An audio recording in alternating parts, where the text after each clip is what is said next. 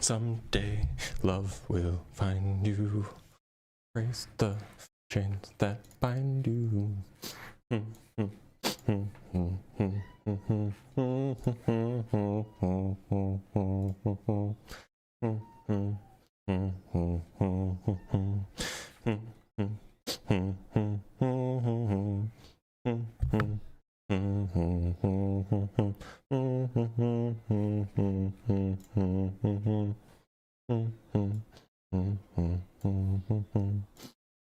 Hello, everybody. Welcome.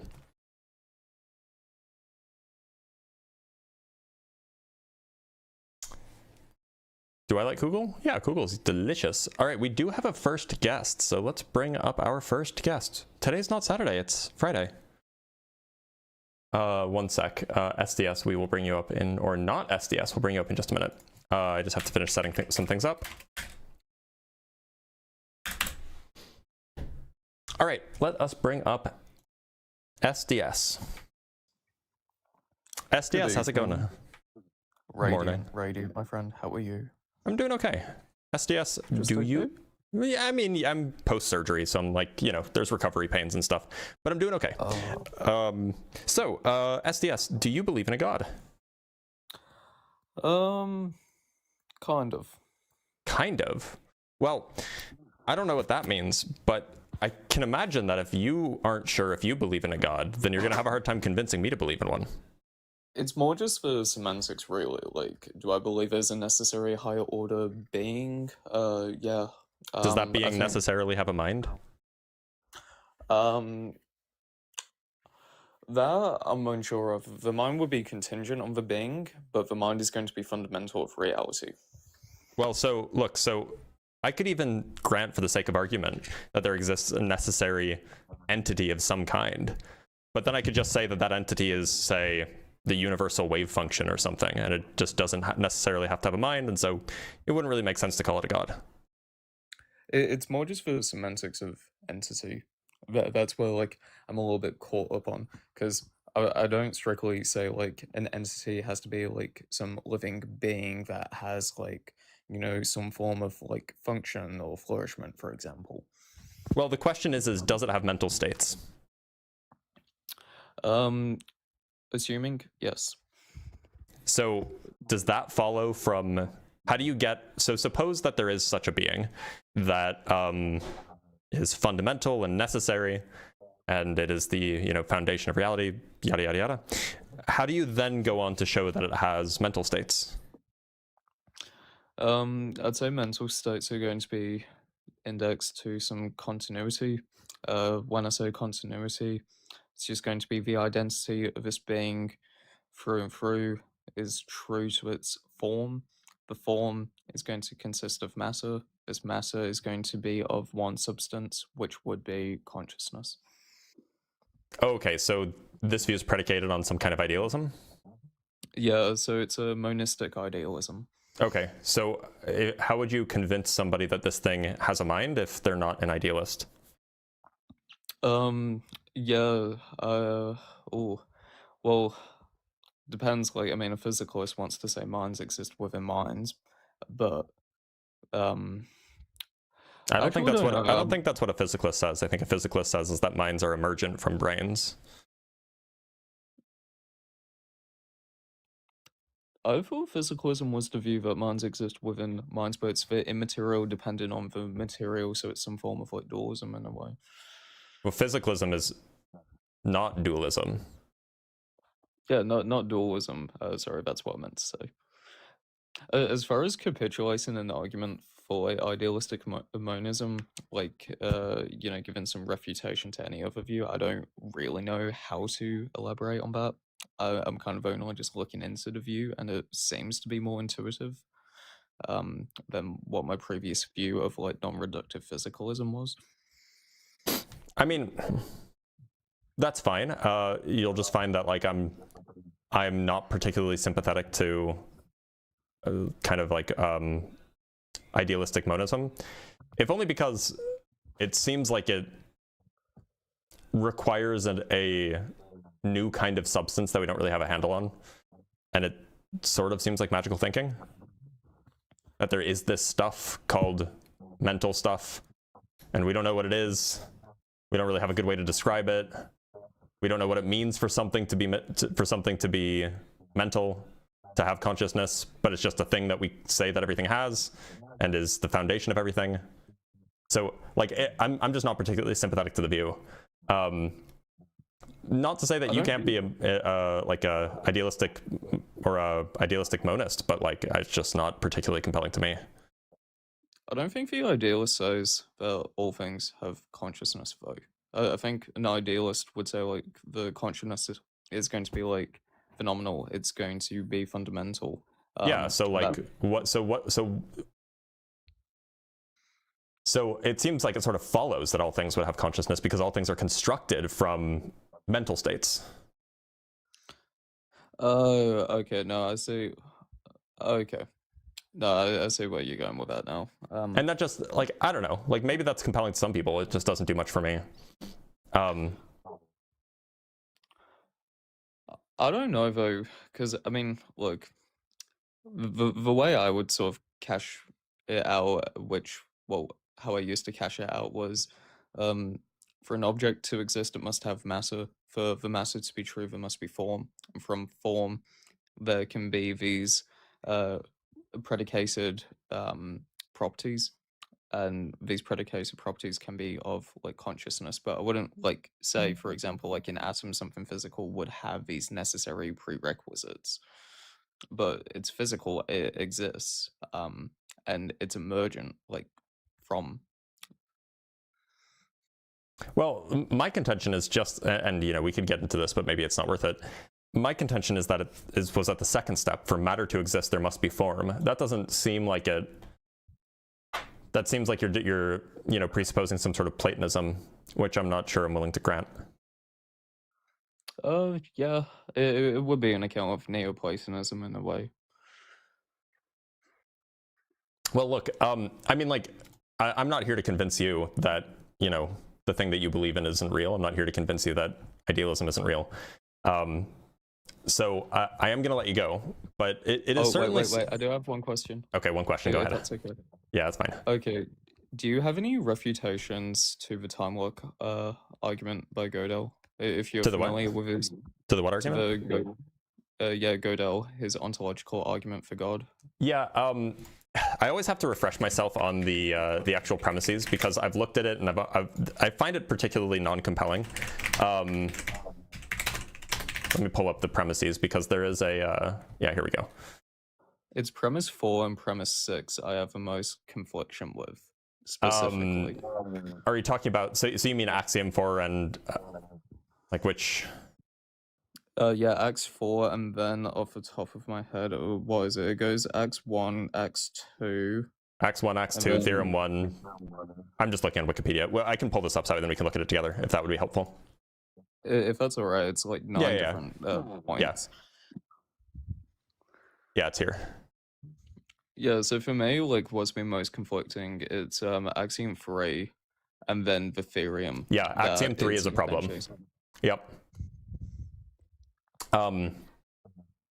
Yeah, Axiom 3 is a problem. And then, is it... I know a lot of people argue Axiom 4 is that seems also that does not follow. That seems also a little, I mean, like, it's an axiom, right? Like, if you don't accept at least one of these, then it just, I mean, yes, it is presuppositional. That's kind of what you do with axioms. But if you don't accept one of the axioms, then it's just not the case. Then obviously the theorem doesn't follow. Yeah. Also, I mean, axiom 5 also seems questionable. Necessary existence is a positive property. That seems questionable to me. Well, I mean, it's question begging because, I mean, axioms are meant to be self-evidential, but if you're saying, like, the necessary existence of this positive property is self-evidential, then that's just asserting basically look at the trees, for example. Well, look, I mean, it's axioms don't have to be self-evidential. Like, you can just accept some axioms and then derive some theorems. The point is that, at least in mathematics anyway, the point is that you just have some theorems, and those theorems depend on what the axioms are. And if you don't accept the axioms, then the theorem doesn't follow. And if you do accept the axioms, then the theorem does follow. And so, like, it doesn't have to be self-evident. It's just, you know, unless unless they are self-evident, then somebody's going to have to come up with some sort of reason why you should think that they're true.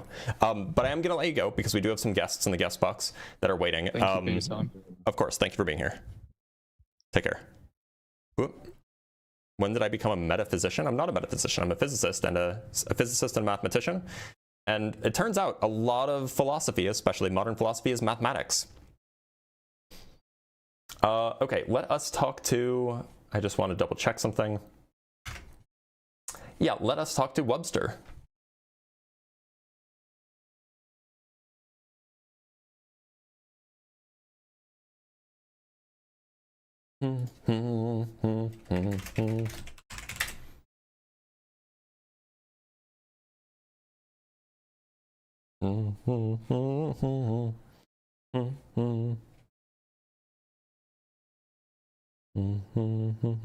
All right, looks like Webster's not connecting. Let's talk to U66.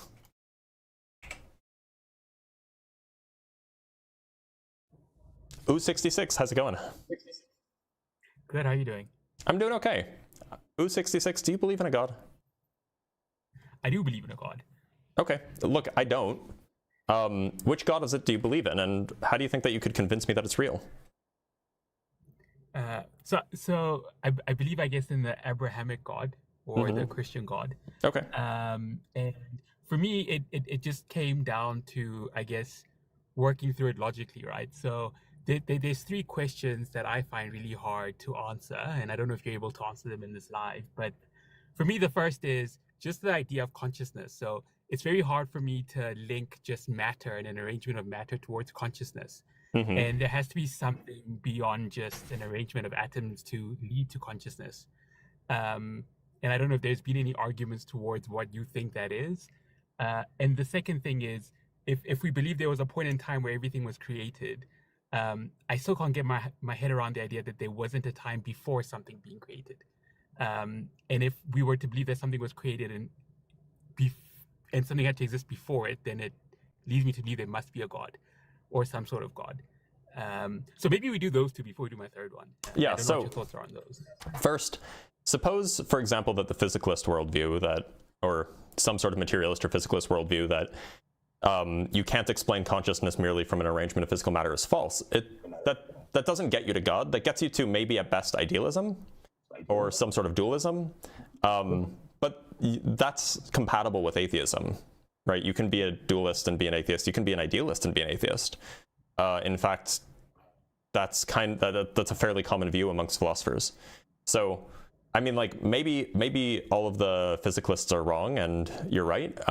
There is no way to get consciousness from matter, but that just doesn't seem like it gets us to the divine. As far as your second question, it sounded like on the one hand you said you have a hard time understanding or getting an intuition for how there can be no time, or how you can have a first moment of time before which there is no time. And then you said, well, Yeah. if there is a case where everything was created and there's just no time before that, then there should be some sort of God. But So it sounds like your intuition is really just leading you to the conclusion that the universe didn't have a creation point, that there was always time. So it's the opposite. So my intuition is leading me that there must have been a point where something was created. I think the problem is when you look at, I guess, the traditional models for how the universe was created, it leads to there was a time before nothing, and then there was a time when something existed. And the part that's always blown my mind is, well, if there was a time before nothing existed, it just doesn't make any sense rationally, right? And that's So then why do you think that there must be a time before everything existed? Why not just take the opposite view that there was never a creation point?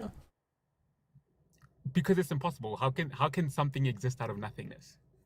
If there wasn't a creation point, then there never was nothingness. What do you mean? Explain that. Look, so you're saying how can something come from nothing? But if you're saying that the universe had a creation point, then you're saying that exactly that something did come from nothing. The universe came from nothing. No. So in the faith, you believe that something came from the creator, right? So you believe that there was a divine creator who created. Okay, the universe. So now you have this divine creator, and is that divine creator? Did it always exist? Yes. Okay, so then what's the issue with thinking that the universe always existed? Well, I don't know of any atheists or people who believe that the universe is infinite and always existed. Oh, that's I like think the general consensus that's in like the most. scientific community I'm is pretty sure it's that's not. most atheists at this point. So you think the universe is infinite and existed from I'm actually the pretty beginning? I'm actually pretty agnostic about that. I have a, not to toot my own horn, I have a more sophisticated view on what time is to begin with. So I think that it's possible that there's a first moment of time, but that in some sense, I'm going to say prior, but I don't mean temporally prior. Prior to that, there was just a timeless existence. So there was nothing that was created. It didn't go from nothing to something. There was just timelessness that gave rise to timefulness. But the universe existed in this timeless state. And so that's one possibility. Another possibility is that indeed the universe just does have an eternity going backwards to the past. Both of them seem plausible, or both of them seem at least possible. I don't know how we could rule either of them out at this point. But is your argument then? I mean, if we're saying that the universe was eternal, or then how do we coincide it with the creation of matter? So do you believe matter just came into existence? If the universe is genuinely eternal, then the matter wouldn't have come into existence. It would have always existed in one form or another. But doesn't that lead you very dangerously down a path of faith? Because effectively what you're saying is you just believe that stuff always existed and has always been around. I think that's leading you to a point where you're saying there's some parts of the physical world you can't explain and you just believe it existed, which is the same thing we do with the divine creator, right? You just assume that God has always existed. Except we know that matter exists now, and we don't have any reason to think that matter would somehow not exist in the past, i.e. there's no physical mechanism that we have to describe matter going from not existing to existing. So it's actually fairly plausible to think that matter in one form or another has just like never had a true beginning. It just exists. It's just a fundamental feature of reality, and that, so it would exist throughout all of reality. That's at least possible, because at least as far as we understand quantum fields and all of these things, quantum fields by definition exist at all moments of space-time. Okay, so then isn't it a natural extension of that thought process then that if matter always exists, and if matter can has an infinite lifespan and doesn't really get affected by entropy and all these things, is the argument not then that similarly there can be a point in which you can believe that there might be sort of intelligent creation or divine creation of all of this? So if the matter always existed, then it wasn't created, right? Yes, but then, when it was put together to create the world and create the cells and arrange everything the way it is now, does that not lead you to believe that there's some sort of intelligent design involved? I mean, or do you just think it's just dumb luck that over time it led to this? So we don't really. And if matter always existed, how do you explain entropy? So we don't. So yeah, there's a few things to respond to here. First, we don't really need dumb luck. Second, for example, we know that planets and stars can form naturally. These form via essentially gravitational collapse and then nuclear fusion happening. There are laws of physics that govern this. This is not particularly mysterious. There's still questions about what was the process that led to inorganic material on early Earth giving rise to life. But that's a question of biology. The actual going from the Big Bang 13.8 billion years ago, the universe being very, very hot and very, very dense and just filled with plasma, to the Earth exists with certain molecules on it. That whole process is fairly well understood.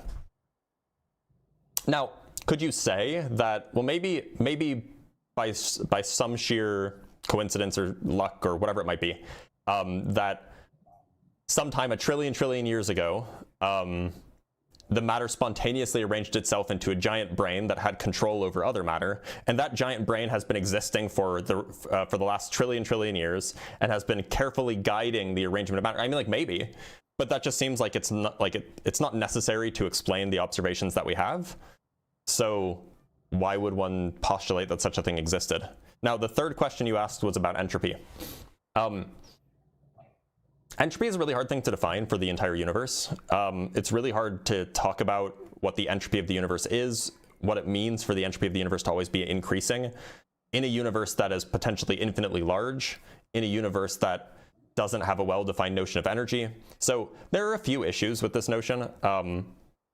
Apparently, there is not really a consensus amongst cosmologists that that there is really like an entropic restriction on the universe being infinite into the past. So that's not really an issue. Okay. So look, so I think we're probably running out of time, but just my last point is, and I guess the point of this discussion was, can I convince you to believe in my God? Probably not, but I do think probably what we can walk away from this conversation to say is, I think there's a lot of unanswered questions within the universe and within the way things work. There is a branch of society that believes that their job is to just sort of like look and explain what occurs through the scientific method. And I think that is correct, but I do think that's just a tool to tell us how there was sort of intelligent design and how we were created. And I think if you look at the writings of people like Isaac Newton, and a lot of these early stage sort of scientists who also had strong faith, their view was always that science was just there to show sort of how the stuff was done, not necessarily who did it. And I guess the question is probably walking away from this conversation to say, well, you might not believe in my divine creator. I think there has to be some level of doubt in your mind to say there might be some level of intelligent design in this. And to open yourself up to that possibility. I don't know, because like, look, think historically. In the era of Newton, right? Newton, you know, he came up with with Newton's theory, with his theory of gravity. He didn't understand, he didn't understand what it was that sustained the gravitational force between the sun and the earth, for example. He didn't understand that. This was not something that, you know, he had available to him. So he posited that God was the sustainer of the gravitational force. And, you know, if we wind the clock back even further, 2,000 years prior, we have, you know, the ancient Greeks who didn't understand why sometimes it would rain and sometimes there would be a drought and sometimes there would be lightning strikes. And so they posited that it was the gods that were responsible for this. You know, Zeus was casting thunderbolts to smite the unrighteous, and I don't know, what was the name? One of the gods is responsible for like the rain, and you know, so it seems like as time has progressed. Well, let me back up. You said that there are a lot of unanswered questions. In fact, there are not. As time has progressed, the number of unanswered questions that people appeal to God for to explain has decreased basically down to two. Namely, why is there something rather than nothing? And what is consciousness? Those are the only two things that we basically have that are basically unanswered questions that we haven't resolved yet. And this isn't to say that we will ever resolve those questions, but like, there's not really anything beyond that, right? I disagree. I think there's a bunch of unanswered questions that we have, and I think every single field of the science is trying to answer it. So in philosophy, so to be clear, we're talking about unanswered questions that reasonably have God as an answer. Right, like there are obviously unanswered questions, like how does this chemical reaction lead to this chemical whatever, and like that's just like chemistry, right? I mean the questions on the questions that religion looks to answer, right? So I mean, if you look at all the main faiths, the questions we try to answer is sort of, why do I exist? Why? And it goes back to the first thing I talked about around the idea of consciousness and arrangement. That was one of the questions that I brought up. That what is consciousness, right? Yeah. So why do I exist? Why am I conscious? Why do we exist in this infinitely large universe where we cannot find any signs of additional life? So why does it seem right now that we're alone in this infinitely large space, even though we think we're not? So to be clear, I mean, like, it's not clear. There is at least evidence of life elsewhere. It's not smoking gun evidence, but there is evidence. Of life elsewhere. Sure, there is. There's evidence of life. There's evidence of fossilized bacteria on Mars. Yeah, but it's not evidence of. Wait, what? Okay, that's new to me. I didn't know there was evidence. Yeah, this was announced in like December of last year. Okay, but this is like a big deal too. Questions like, questions around why do we feel the way we feel around certain people? Why do we feel a sense of community? those are the questions that I think religion is trying to answer, and it's religion that's very, it's questions that very. Those aren't unanswered questions. Those are questions explainable via like evolutionary psychology and sociology. Okay, so then from an evolutionary psychology perspective, why is it when so I don't have children, but why is it when a parent looks at their child the first time they're born, they feel a certain sense of love and devotion towards them? Because if they didn't, then their child was more likely to die. Yeah, but then whereas a lion will eat its cub. Because humans are a more social species. Humans are a more social species than lions are. So why? Why are we? Because that was a successful reproductive strategy for us. That was relevant when we were, developing our big brains. That wasn't relevant when lions were doing their evolution thing.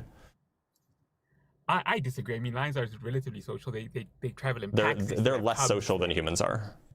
I mean, the point is that like these are questions that like if you go talk to a psychologist or if you go talk to an evolutionary biologist or an evolutionary psychologist, they will give you an answer.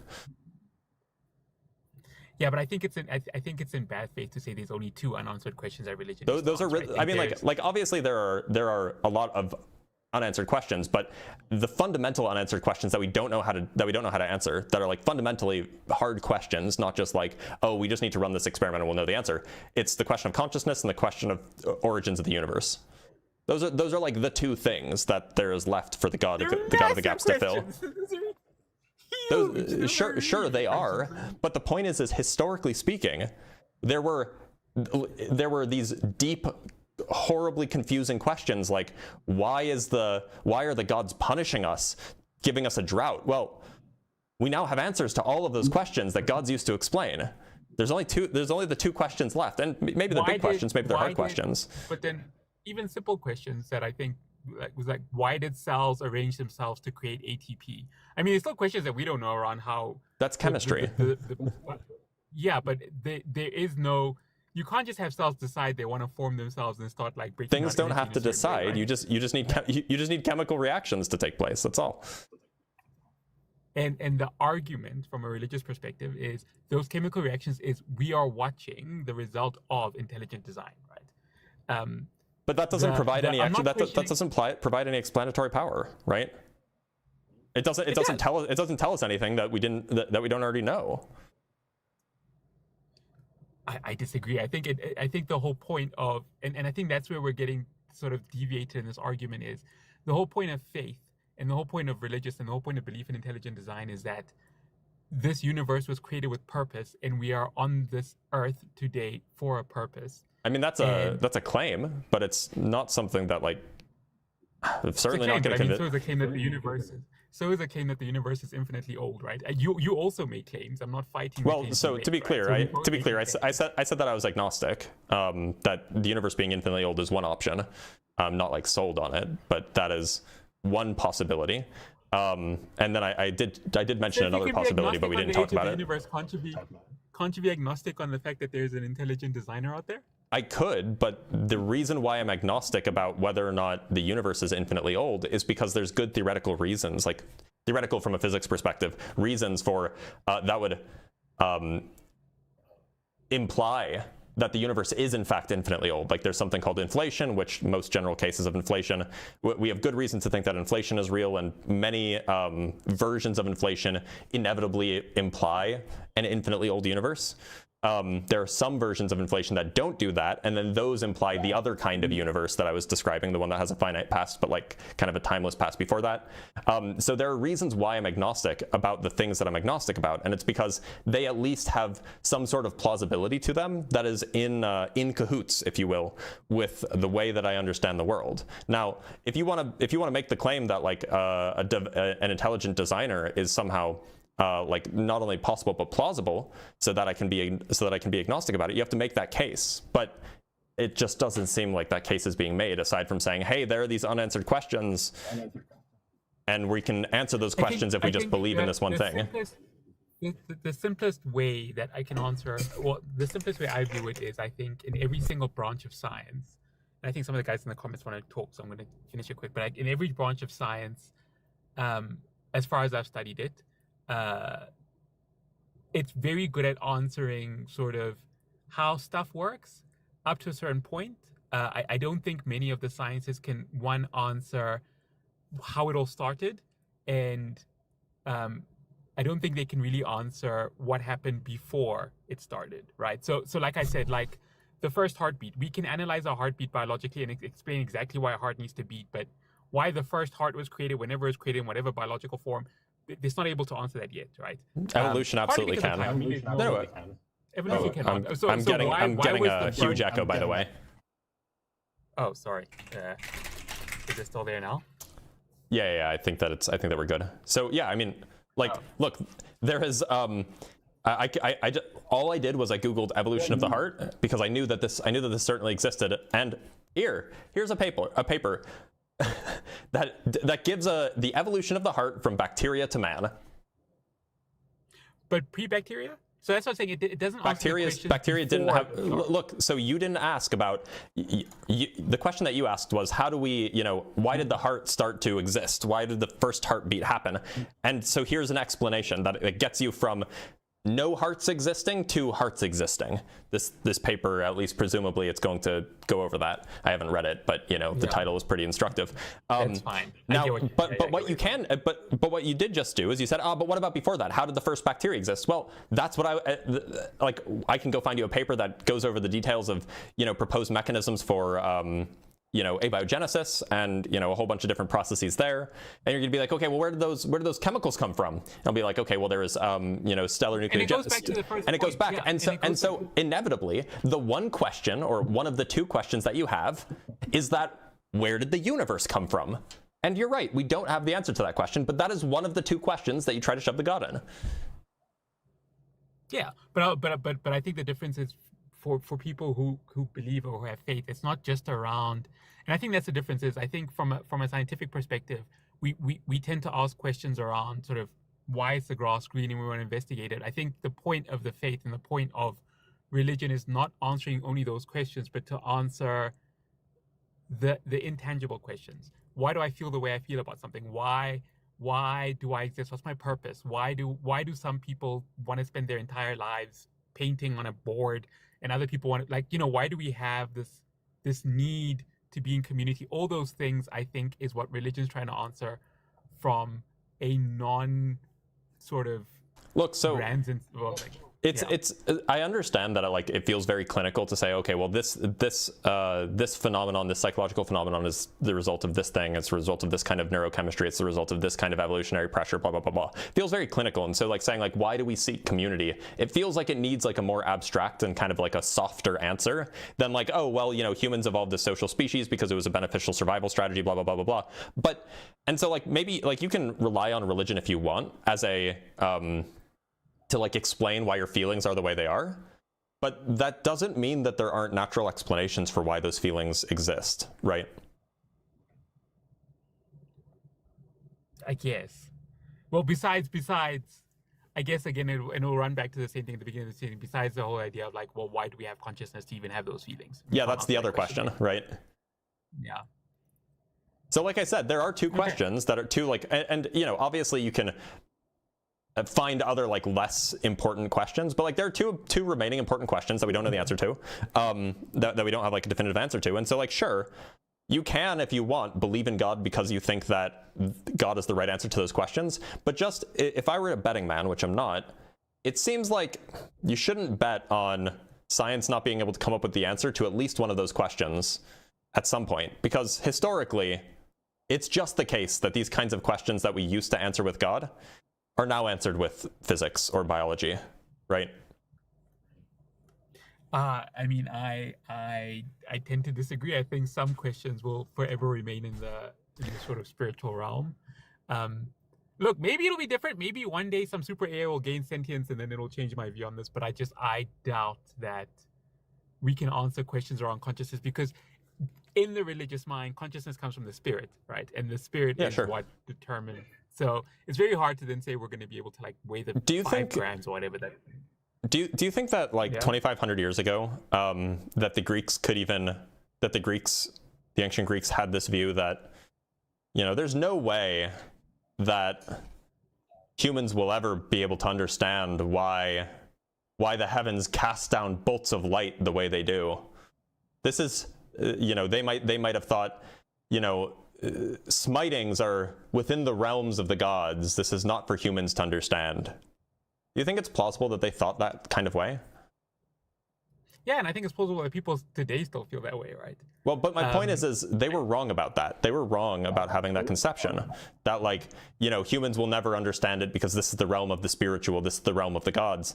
That was just false. And historically, that kind of thinking has always been false. Every single time there is something that was thought up as being strictly in the realm of the spiritual and hence, you know, the gods must exist, everything that exists in our world, with two exceptions, of course, the two exceptions that we've talked about, every single time it's worked out to be not true. So why this time? Why are we right this time? So along the same lines, I mean, science is also something that evolves constantly, and science is something where we're constantly seeing. So if I just step back, I'm not like a young Earth creationist who thinks that the Earth is 3,000 years old and all the other stuff, right? I think what science is an observation of our natural environment and trying to figure out why things work the way they are. I also think that 50 years ago, somebody who was a hardcore, having the same argument as you were having, and science hadn't had the ability to catch up, it wouldn't have been able to explain how a black hole exists or whether a black hole exists or not and stuff, right? So I think looking back at people back in the day had a weaker understanding also applies to science. Our scientific understanding for how things work change. We think that certain hypotheses are wrong and we change our minds on that. I don't think that is what I'm trying to say. What I'm trying to say is I think the idea of consciousness and the idea of the spirit and the idea of the person and this incessant need we have to be who we are comes from the faith. And that's just, I mean, you're making my point for me. Oh, there's the echo again. Okay. Okay. I think the people I want to. Sure, that's fair. All right. Well, thank you so much for being here. And have a good one. Okay. Take care. Cheers. I don't know why that echo just seems to randomly pop up. Do I have the blood pressure to talk to Q-Top this morning? Sorry, big stretch. Did I just big stretch myself? I did. Weird. Well, let's read some super chats and then we'll come to we'll decide. From Marky with the $10. Have you ever taken an IQ test and would you happen to know your MBTI type? Love the vids. Thanks for helping me learn. So I took an IQ test when I was a kid, I imagine I did, because I was placed in like a accelerated gifted and talented youth program or something as a young child. So I think that IQ tests are generally required for those things, but I never found out what the result was, and my mother, bless her, never told me what the result was, because if she did, and it was a high number, I would have been even more insufferable than I am now. So this is to say, no, I don't know my IQ. I'd rather not know. As far as the MBTI, it is astrology for nerds. However,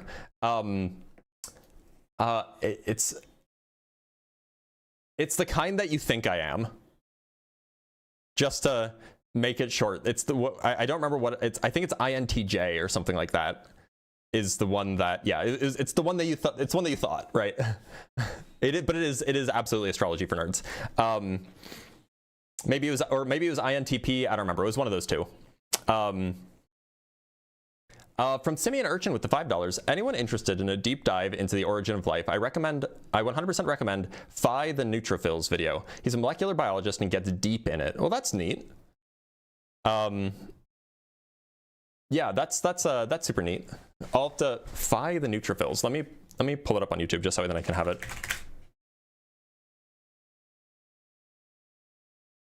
Phi the Neutrophil. And there's a video on the origin of life. The nearly complete story of abiogenesis. I'll check it out. And from Ekipo with the €5, hear your biases and fallacies and your logic explained. Say yeah and move on. Yeah, it's a pretty common strategy. Look, we all do this to some extent. From Grimmy with the $5, isn't this thought process just describing philosophy and self-reflection that does not require a DD? Yeah, that's true too. And from Orion Cooper with the $5, my school counselor mom learned how to give IQ tests by giving them to me, and I know my results, so I agree with your mom in not telling you. Yeah, I haven't asked her if there was an IQ test involved. I haven't asked for this. I just assume that like generally for like these gifted and talented youth programs, whatever they're called, that's what it was called, the program that I was in. I imagine that an IQ test is required, right?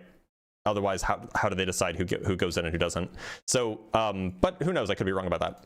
But honestly, I'd rather not know. Generally, IQ tests are not the most important thing. They change a lot based off of education and age and things like that. So I'm not too worried about it.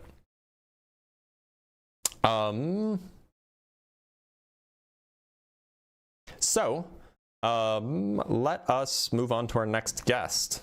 So Ryu Hayabusa has been waiting patiently. So let's bring up Ryu Hayabusa.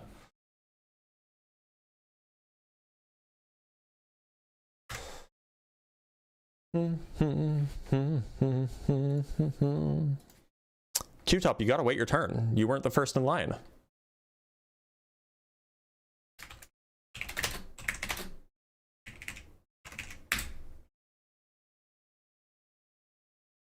So I think the reason why Q-Top is in chat, by the way, is because he recently, like 2 days ago, posted a clip from a debate that we did like a year plus. No, like, where was I? This was like several years ago, I think. The clip was several years ago.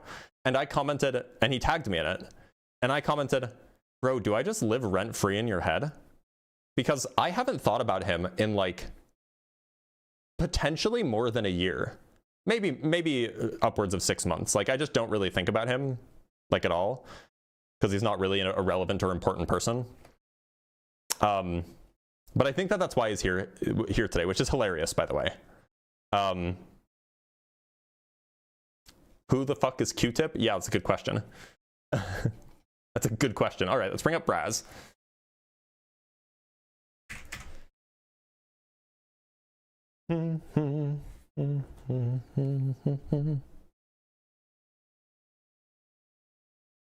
Grimlock, thank you for the $10 for the hydration reminder.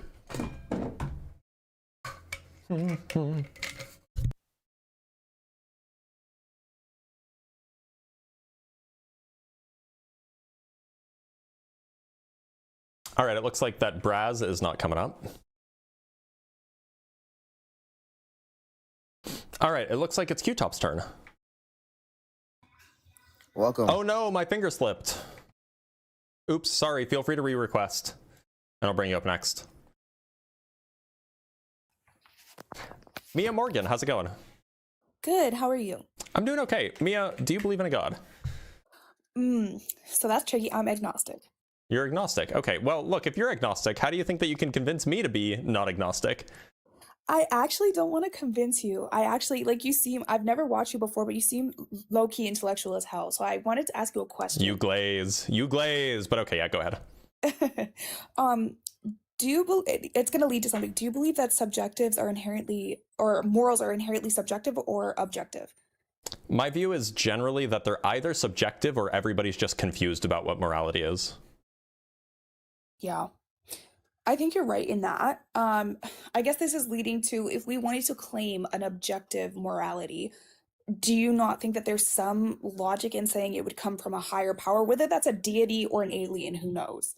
No, I don't think so. I mean, like, there's at least one argument that I've heard that just requires agency exists. And once you have agency, then you get morals kind of for free.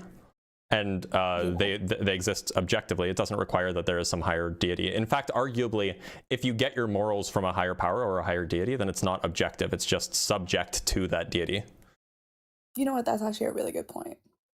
I mean, like, in fact, this is a common argument that it's fun to use. It's fun to flip the script on, like, you know, obnoxious Christians who are like, where do you get your morals from? It's like, okay, well, where do you get your morals from? Does God just decide what's good? Because that sounds subjective. Anyway, but that's roughly my view. Mia, if there's nothing else, I'm going to let you go so I can bring up somebody who is opposition. Yeah. Is that fair? You're good. All right. Thanks for being here. Mm-hmm. It's such a bummer that you know, Q-Top accidentally got kicked because it shoved him back to the beginning or to the end of the line, which is so unfortunate. Let's talk to Snufkin.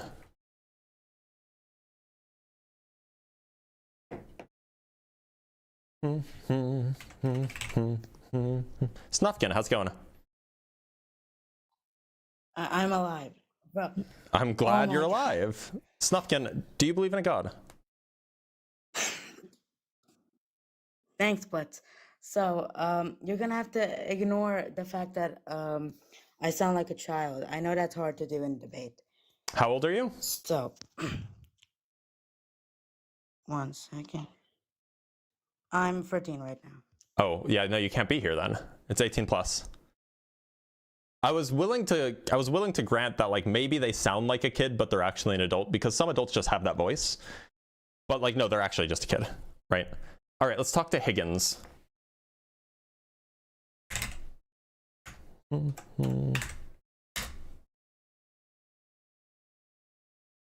Excuse the fact that I sound like a child. I'm just a child. Higgins, how's it going? Higgins? Higgins, you're on the live. Hey, I'm good. Glad to hear it. Higgins, do you believe in a God? Yes? Okay. Why should I believe in the God that you believe in? Yes, I do. Okay, there is like a 20-minute long delay, so I'm gonna have to let you go. Let's read some super chats, and then we'll bring on our next guest. Our next guest will be Jay Witty Wit. Just that way, then you know who's on deck. From Morgumi with the $2. Someone remind me to do my taxes, please. Morgumi, do your taxes. From Relax with Russell with the $5. What's up, Dr. Blitz? What's interesting is you don't even have to go to the Greeks. The Bible also states that God makes the rain and the storms. Yeah, but the thing is if you mention the Greeks, everybody agrees that the Greeks were wrong, right? But the Christians will think, well, technically God does make the rain and the storms. So like you'll get more pushback there if you use that in your argument. And from Chase Martin with the $20. Thank you so much, Chase. Always good to see you here. I scored very high on IQ tests before and failed out of business school twice before doing physics and doing a PhD in strings. If you don't do anything, who cares about your IQ? If you do great things, who cares about your IQ? That's exactly it. Allegedly, Richard Feynman had an IQ of 125, which while high is on the low average end for physicists in general. Like that is on the low end. You can go look at studies and like you'll find that the average IQ of a physics PhD graduate is like 130 or something like this. And so Richard Feynman, despite being one of the most brilliant physicists to have lived, was 125. So 125 is like almost 2 standard deviations above normal. So that puts him like in the 80th or 90th percentile or something like this. But anyway, let's bring up Jay Witty Wit.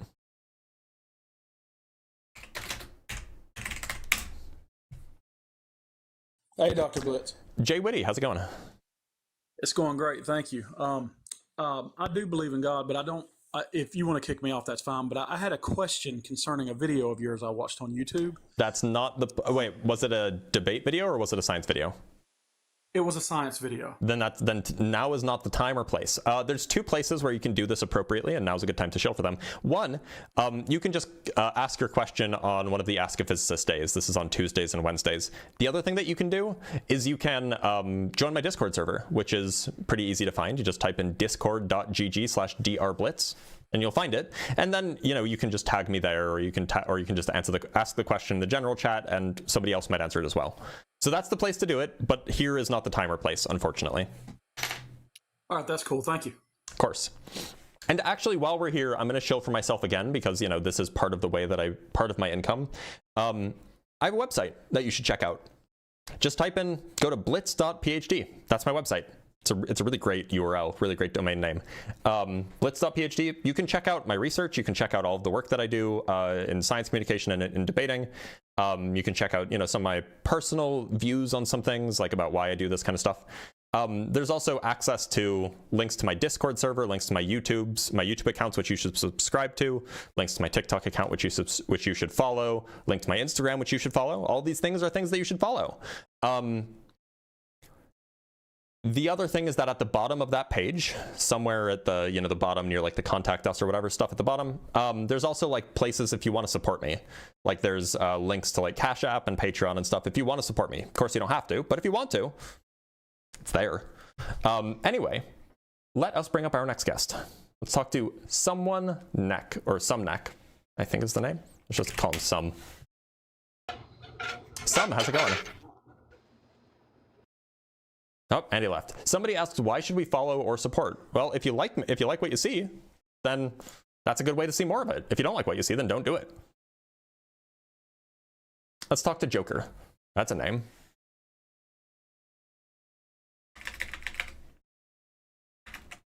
Oh yeah, I should mention my debate notes too.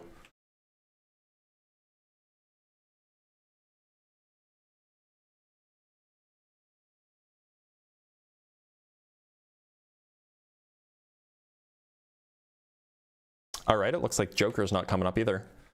Yeah, so if you become a member on YouTube, which is like $4 or $5 a month, which obviously not obligated, you can actually get access to my personal debate notes, which I basically use as like a repository of links and data points and arguments and papers and things like that I use it's like a good reference sheet for when debating. At least it is for me.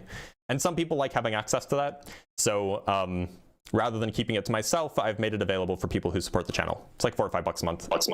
Sometimes you'll get a gifted membership as well. Cheeto, how's it going? Hey, good, and you? I'm doing okay. Cheeto, do you believe in a God? Yes, I believe in the God of the Bible. Okay. Why should I believe in that God?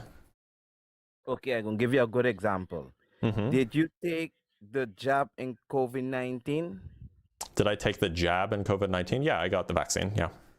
Okay, now, if you read John 3:18, it says, he that believe on him is not condemned, but he that believe not is condemned already. The Bible will show you what the world leaders them going to do with human. So hold on. So the verse is, whoever believes in him is not condemned, but whoever does not believe stands condemned already because they have not believed in the name of God's one and only Son. What does that have to do with the vaccine? Because in the Bible will show you in Revelation 9 to stay far away from that. It says don't take a mRNA vaccine in the Bible? You could not, no, it don't call it vaccine. You know why? Back then, nobody didn't know the name vaccine. It was showing you as a scorpion. It tell you do not take the scorpion venom. Okay, but a vaccine isn't a scorpion venom. But now, let me explain you. The vaccine is just like the scorpion tail. No, it's not. Wait, now let me break it down, and then if you don't need to believe, but at least let me break it down. One is venom, the other is a vaccine. Yes, but what inside the vaccine? Nobody don't know. It's venom. You can literally go look up what's inside of it if you want. What is inside the Moderna COVID vaccine? Let's just go look at the ingredients. So the active ingredient is a nucleoside-modified mRNA encoding the SARS-CoV-2 viral spike glycoprotein. Then there are lipids, which deliver the mRNA into cells. These lipids are SM102, which is a proprietary lipid fat particle. Then there's 1,2-dimethyl rack glyco 3-methyl. It has the name of PEG-2000-DMG. Then there's cholesterol. Then there's DSPC. Then there's some buffers and stabilizers. These are trimethamine and trimethamine hydrochloride, acetic acid, sodium acetate trihydride, and sugar. Those are the ingredients. So it sounds like people do know what's in the vaccine. It's not venom. What is MRI? What is MRI? In MRI is magnetic resonance imaging. Let me explain you. That is a technology to control human. What is MRIs? Yes. MRIs are magnetic resonance imaging. Yes, but they ain't gonna tell you it's a technology. What does that have to do with? What does that have to do with the vaccine? It's going to control you, brother, even though you don't want to listen while I'm trying to explain you. I mean, people have been saying this for 5 years that, like, you know, if you take the vaccine, you'll be dead in 2 years. It hasn't happened, bro. I think your conspiracy theory is just wrong. Yeah, but the Bible never say you would die. Okay, well, nobody was being controlled either within 2 years. Like, I'm sorry, it's not happening. You were lied to. Okay, then you will find out what I'm saying. You're going to see the ones who never take it, how they're going to react. You mean you mean the ones who never took it, who overwhelmingly got sick and were way more likely to die from COVID? No. You sure? Are you sure? Are you sure? Because I can show you the data. They could tell you whatever they want. How come they never tell you who take it? What happened to them? They don't have that information. All they could tell you, everybody. Sure, they did. Okay. But they must have information to tell you. They got so much of people who take it, fall sick. They got so much of people who analyze. They don't tell you these things, bro. Massive 4-year study finds no increase in deaths linked to COVID-19 mRNA vaccination. Okay, then believe everything what they put. Don't believe in the book. Why would I believe in the Bible when the Bible got something wrong? Or you believe in Google on man make? No, Who that you wasn't think made Google. That wasn't Google. Whatever device you got in is a man make. You What know you type the is Bible's man-made. man-made, right? Of course, everything have to be man-made. So why are you believing in something man-made, huh? No, I believe in the Bible because The Bible's man-made. Wait, no, let me explain. Yes, I believe in the Bible because it's my ancestor history. They take away our name, they take away our land. Wait, you believe in your colonizer's Bible? It's not the colonizers' Bible. They Well, went I'm sorry. Who do you think brought Christianity to? I'm going to assume that you're Caribbean, yes? Yes, I'm a Caribbean. But Okay, where they so find the scroll? are you an Where they find the Afro-Caribbean? scroll? Are you an Afro-Caribbean or an indigenous Caribbean? Afro. Okay, so who do you think brought Christianity to Afro-Caribbeans? Where do you think Afro-Caribbeans got Christianity, my guy? From since when we was living in Middle East, they just bring it back to us. Wait a minute. So you think that found it Afro-Caribbeans had access to the Bible before the white man did? Of course, There were no, that there were no Afro-Caribbeans before the white man brought Africans to the Caribbean, right? Let me explain you who we are. We are not Africans. We are the children of Israel. Oh, That's you're a black number Hebrew one. Israelite. I get it. Okay. are the By the way, before we change topics, here is the death rate by vaccination status. See that orange line? That is the unvaccinated people. See that green line without the second booster? That's the vaccinated people. See that blue line down here? That's the vaccinated people with the second booster. So the people who were unvaccinated were far more likely to die than the people who were unvaccinated. Just saying. All my family would never take it. They're all good. All the people Yes, that your take it, anecdote is all certainly who better take than it by all of my the data job- that I have access to. All who take it by my job is sick. All. Okay. You see the difference now? Yeah, so your anecdotal data is definitely better than the data collected by No, I hundreds seen of it in my countries. eyes. I don't care about the data. I seen it live in front of me. What happening with my people in the job? Yep, sure. All who run and take it. Yeah. And still up to today, they're in the same. One telling me, boy, every day I feel changing in me. It's crazy to me. It's crazy to me that you believe in your colonizer's religion. That's just that makes me really sad for you. My history, brother. It's my history. Look, they take away my identity. How you think? You're right. They did, and then they forced Christianity on you. Okay, so how you think I get back my identity? The Bible. The Show Bible, us. the white man's Bible is not Not the your white man's identity. Bible. It is the white Hebrew man's. Israelite Bible. How? The white man find the scroll in Middle East. How could be the Bible? They You know put that it people together. in the Middle East can be white, right?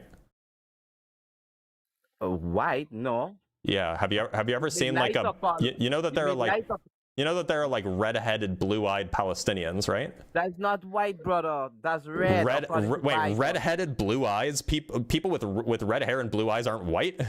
They're certainly not black. Brother, in the Bible, don't call nobody white. All is red. Find me in the Bible, it calls somebody white. You cannot find it. These nations calling themselves white because they don't want the Bible to expose them. That's why they're calling themselves white. But in the Bible, don't call nobody white. They're calling them red nations. So you understand that. I guess you just don't understand the history. So the Afro-Caribbeans got to the Caribbean because you had a transatlantic slave trade that brought African people, bought African slaves or stole African slaves, depending on what the scenario is, from sub-Saharan Africa, the west coast, from the west coast of sub-Saharan Africa to the Caribbean. This was in the 1500s and 1600s and 1700s and even up until the 1800s, if I remember correctly. And these were enslaved people that were working on plantations, and they were given a slave, at least in some cases, what is known as the slave Bible, which took away all of these parts of the Bible that involved things like liberation, theology, and so on. This is it's just kind of like really sad that you have I understand that your identity was stolen by the colonizers. It's just really sad that you have adopted the identity that the colonizers forced on you and claimed it as your own, rather than recognizing that your identity was stolen and going back to seek out your ancestors' identity, which is beautiful and fascinating and deep all on its own. Okay, look, I'm gonna ask you one more thing, and I bet you don't know. Do you know why I have the war today in Middle East with Gaza and Syria? If you go to Amos 1:6, you will see what they do to us. That's why they have that war today. This Any seems like book it's you in. This seems like it's not any book, responsive to what I wait, just not said. any book, wait, not any book you read, you can never find that information. You don't have no idea why they have that war today. I mean, I can tell you why that war exists. Tell me I mean, why, and then I that will war give you exists because well, the war in Gaza exists because Benjamin Netanyahu and his government are like genuinely evil people. The war in Iran exists because Benjamin Netanyahu, being a genuinely evil person, convinced a genuinely stupid person, Donald Trump, that it was a good idea to go bomb Iran. So that's why those wars exist. Okay, can you read one verse for me then, and then you will see if what you say don't make no sense. Go Sure. to Amos 1:6. Amos 1:6. I'm sure that that's going to explain anything about anything. So Amos 1:6, this is what the Lord says: "For 3 sins of Gaza, even for 4, I will not relent, because she took captive whole communities and sold them to Edom." Okay. Continue to 7 till 7. Oh, I thought that you wanted me to read 1:6. Till 7. But, till 7. I will send fire on the walls of Gaza, that I will consume her fortresses. Where are the fortresses and the walls of Gaza? The whole region is the war. He's talking about the whole region. He will bomb up that. Oh, but that's not what it says. But when they say fire, what do you think fire mean? Back then, they don't know nothing about rocket. Okay, but they knew stuff about walls, and there are no walls. There are no fortresses either. Okay, then believe what you want, brother. Believe what you want. I'd rather believe what's true. I'd rather believe what's true rather than make up theology that somehow look. So, and I hate to do this to you, but not only are you believing in the religion of your colonizer, you're also appropriating the culture and traditions of a separate oppressed people group, which not only makes you sad and pathetic for believing and giving into the religion of your colonizer, it also makes you a bad person for appropriating another group's culture. How can you make us bad person? We are of the bottom of all nations. It turns out Black Hebrew Israelites are not to be pitied and sympathized with. They're bad people. Because, just because... What's that sound? Just because Black people have been oppressed for hundreds, thousands of years, does not mean that they get to steal the identity of another group of people, right? Those two things are not the same thing. What is that sound?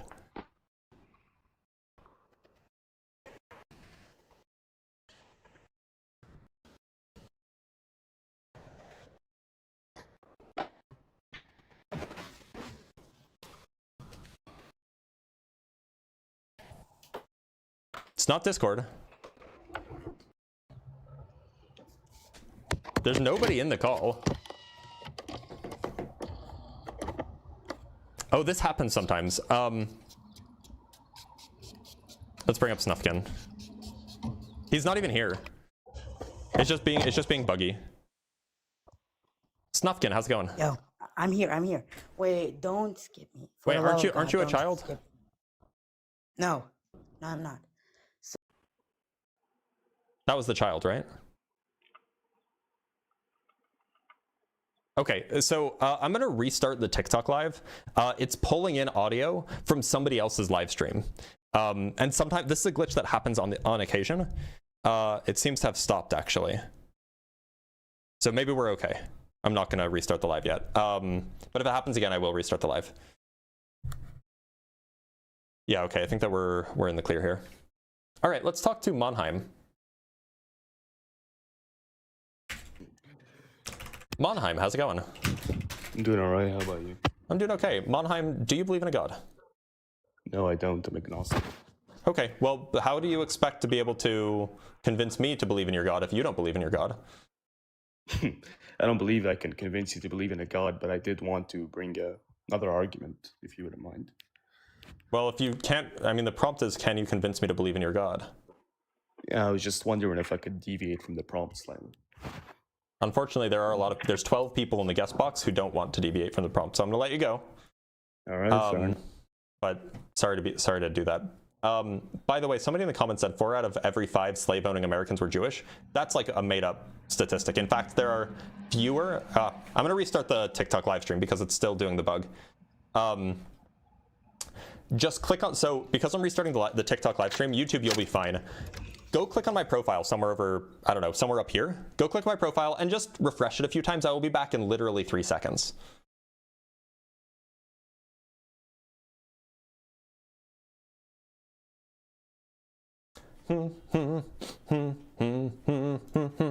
And we're back.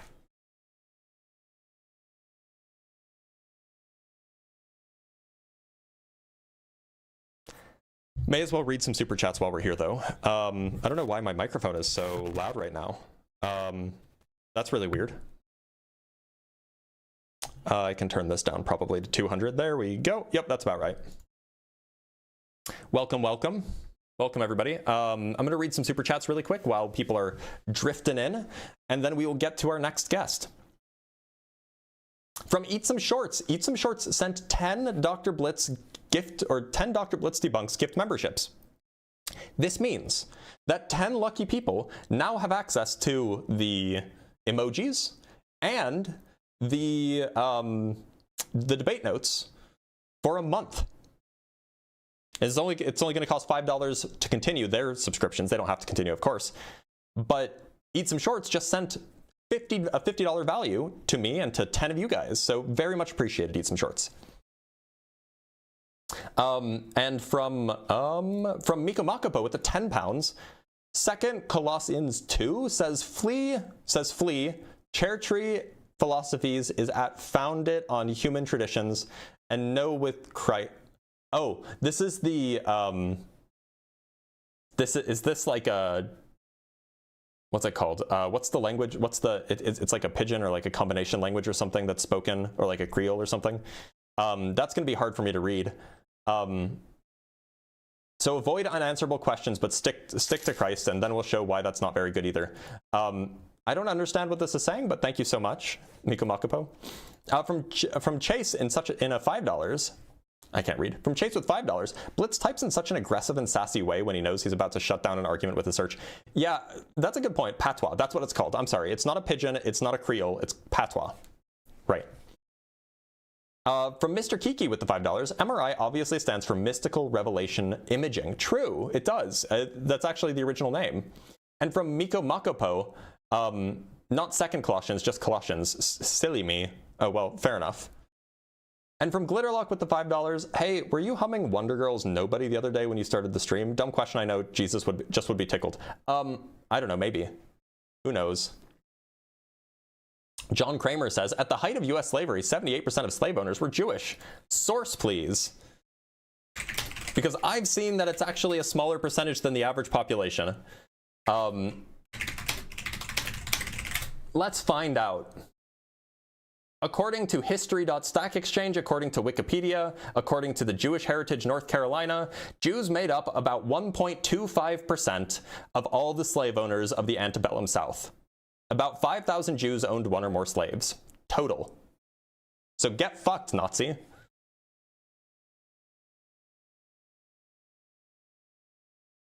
Sorry.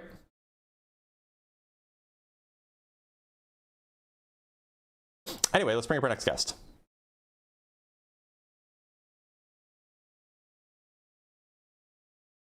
Let's talk to Stacy. Yeah, it is straight from the Manosphere stuff. Stacy, how's it going? Damn it! We got. Let's talk to James Brock.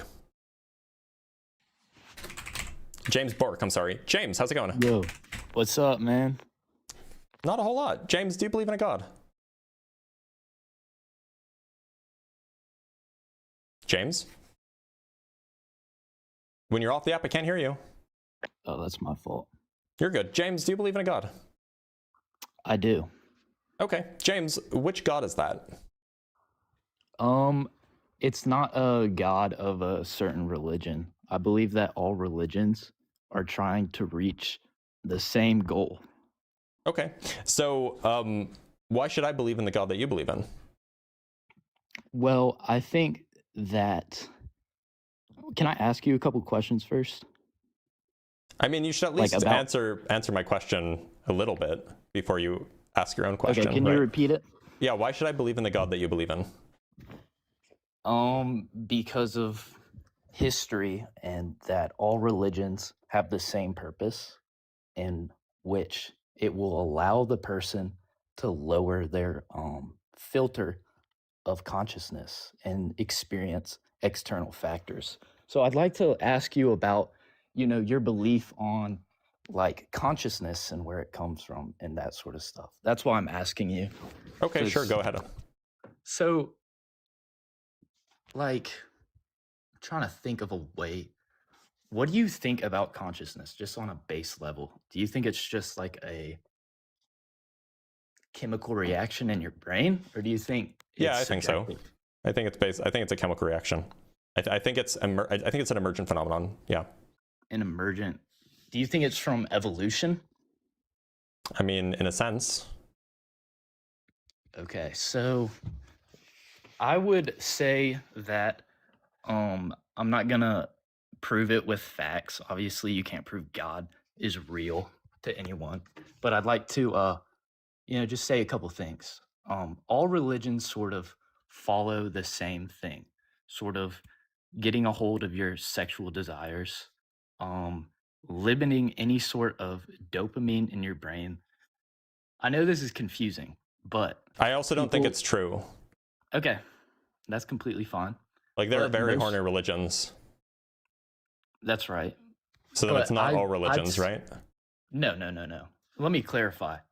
All religions, or most religions that are successful and that can influence society, have had religious leaders who have done the exact same things, in which lowers and changes dopamine and serotonin levels. And psychedelics do the same thing. I think you would find that actually dopamine and serotonin levels are very, very high, especially in revivalist churches. Mm-hmm. Well, I So it wouldn't seems like they say- kind of do the opposite. Yeah, I would say it's a restructuring of dopamine levels and sort of. Do you have any evidence to spinning- support this? Well, I think a lot of evidence has come out about how dopamine sort of structures mental reality. Like, let's say Can you you're give me an example? okay. Let's say you are a child. No, I and mean an you example are- of this evidence. Okay. When you are doing a math problem and you are learning about math, like let's say 1+ or something that isn't observable. So just to be Um, clear, I wasn't asking for an example of like how this works. I was asking for an example of the evidence. Okay. Yes, I do not have the evidence. But you said that Right there's on. lots of it, right? So it should be pretty easy Yes, for you to there find. is. I mean, I cannot go off of my phone and get it. Sure, you can. Just minimize the app. You will stay in the call. Just minimize the app and then go find it. And we can wait for a minute or so as you go find it. It shouldn't take very long. I can't hear you when you're off the app, but we'll give you some time. Okay.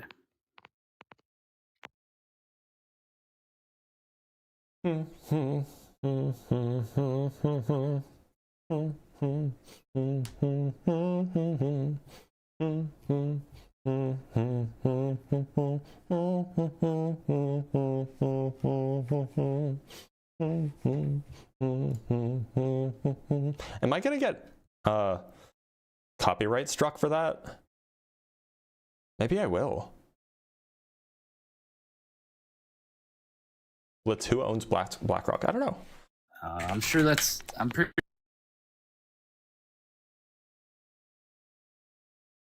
It's publicly traded, so nobody owns it. No individual owns it anyway.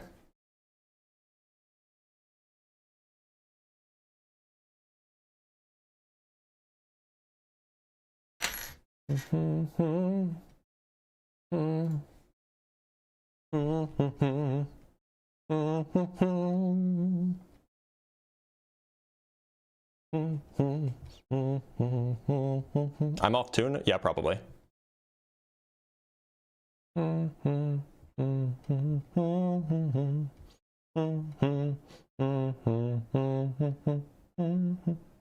Yeah, BlackRock exists, but BlackRock is a publicly traded company, which means that it's owned by its shareholders. That's the whole business of what a publicly traded company is. Unless your claim is that it's a publicly traded company, but there is one individual who owns 50% or more of it. Did you find the evidence? Yes, I did. I'm trying to figure out how to minimize the app. Yeah, I mean, like, so you can just tell me what the title of the paper is, for example, and I can find it for you. Okay.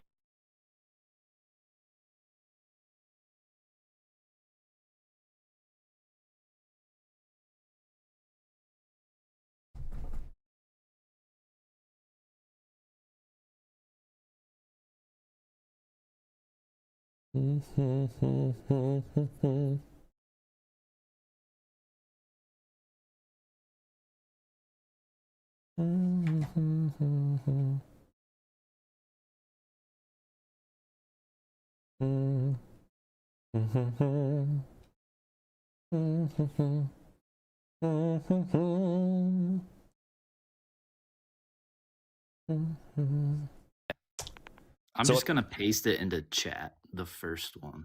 Okay. Oh, and it's not working. Just tell me what the name of the paper is. A neural substrate of addiction and reward. Okay. Cited by 12,000 people. This must be a good paper. Okay. Yeah, so, it's like the forefront paper. Yeah, That's yeah. what So wanted I mean, to do. it's almost 30 years old, but sure. So let me pull it up just so that everybody can see what we're looking at. The capacity to predict future events permits a creature to detect, model, and manipulate the causal structure of its interactions with its environment. Behavioral experiments suggest that learning is driven by changes in the expectations about future salient events, such as rewards and punishments. Physiological work has recently complemented these studies by identifying dopaminergic neurons in the primate whose fluctuating output apparently signals changes or errors in the predictions of future salient and rewarding events. Taken together, these findings can be understood through quantitative theories of adaptive optimizing control. So this seems totally normal and not particularly surprising that dopamine is one of the primary reward signals that are used to stimulate learning. So how is this saying anything about how dopamine shapes your reality? Well, what it says is that your brain makes expectations of what it's going to see. Yeah. Right? Mm-hmm. And the dopamine, if your expectation is right, the dopamine will reward that part of your brain. And the way dopamine works, to my knowledge, in your brain is if you get reinforced dopamine levels and serotonin levels in the certain portions of that brain, that reality is going to become like super, I guess, even more real to you is what I'm trying to say. I mean, that's not what it says. What do you mean? That's not what the paper that you just suggested says. It seems like that, so you have these dopaminergic neurons. These are neurons that exchange dopamine, whose fluctuating output apparently signals changes or errors in the predictions of future salient and rewarding events. So all that's happening here is that the fluctuations are somehow, the fluctuations in this in these neurons, the fluctuations in their outputs is somehow linked to whether or not predictions of the future or errors in the predictions of the future, changes in the prediction of the future or errors in the prediction of the future are happening. But it doesn't say anything about them being more real. Well, I would say that's subjective. What's when subjective? I say real, I would say your experience is subjective. Of course it is, kind of by definition. And it's subjective due to the dopamine in your brain. I don't Obviously, know, there's I a don't lot know of what chemicals. I don't know what it means to say that it's subjective because of the dopamine or due to the dopamine. That seems like a strange statement. It's subjective because it's your own personal experience. I don't think that you can link that to your dopamine. So you don't think that dopamine has any sort of role in what you think is real and what's not real? I have no idea if dopamine has any role in that. No. I mean, You have no idea. dopamine is a primary neurochemical, so I'm sure that it plays a role insofar as dopamine, serotonin, and what are the primary neurochemicals? Primary neurochemicals. Neurotransmitters, I'm sorry. So the primary, I should say neurotransmitters, because there's like a few that are like the main ones, right? So there's glutamate, there's GABA, there's dopamine, there's serotonin, there's norepinephrine, and acetylcholine. So those are like the main neurotransmitters. So like anything that really happens in your brain is probably going to involve these guys. But like, it's not to say that like having more dopamine or affecting your dopamine is going to like, you know, control the reality that you experience. That seems super far-fetched from anything that has anything to do with like scientific reality. I would disagree, and obviously I would recommend you researching about people trying to restructure the way dopamine in their brain works and what the effects of that is, whether that be through I forgot what it's called. I know Andrew Huberman does it, the near sleep, or sort of while you're aware and asleep without any senses, so you're not getting any rewarding dopamine from anything but your own mental state. There's also like low humming throughout all religions. Why is it that like the scientists that, I don't mean to generalize, but people like also always happen to be podcasters? Oh, I'm 19 and in high school. I'm not, like, that's fine, but like, why is it that the one scientist you cited is a podcaster? Well, probably because I'm a 19-year-old and not a trained physicist, so my but I mean, like, you could have read stuff, like he's not like at the forefront of, you know, neurobiology. Like, that's not. Oh, I know So that. like, so I don't know. But I was just saying that he talks about it a lot and cites it a lot, and a lot of people pay attention to him when they're thinking about dopamine. I wasn't saying he's the ultimate source, but I'm saying he talks about it. I mean, I'm sure that he does talk about it. My point is that like, it's a little bit suspect when like these big claims about, you know, dopamine reshapes our reality and all of this stuff. Like, if these were true, you would expect to see like published papers that make these claims rather than like a podcaster talking about them. Well, I just don't think it's studied yet. So then why do you think it's true? What do you mean? If it's not studied, why do you think it's true? I think just because of the vast amount of correlating evidence without causate, or like all the evidence sort of correlates together, and it's not like specific evidence that will tell you that it's true. It's just that all of it happening at the same time is statistically almost impossible. Which evidence? Like, what's the stuff that is statistically impossible? I mean, I would say that the odds of all the religious leaders trying to like fast, trying to get rid of, or not all, but I'm saying like Buddha, Jesus, those telling the people what to do, we're trying to get them to that point. And get them all to the what point? What, I don't. You're not being specific. To restructure the dopamine in their brain. But that's the claim that I don't think that you have good reason to believe. Why do you think that that's what's happening, and why do you think that that's a thing that happens? Why do you think that that's a thing that happens at all? And why do you think that that's what they were trying to do? Because of the evidence of the different methods of restructuring dopamine and how they have universal anecdotes. So two things. One, I've yet to see what this evidence is. Two, I don't even think that it's in principle possible for there to be such evidence, because it doesn't mean anything to say restructuring dopamine. Dopamine is a chemical, it's a neurotransmitter. It's not a brain structure.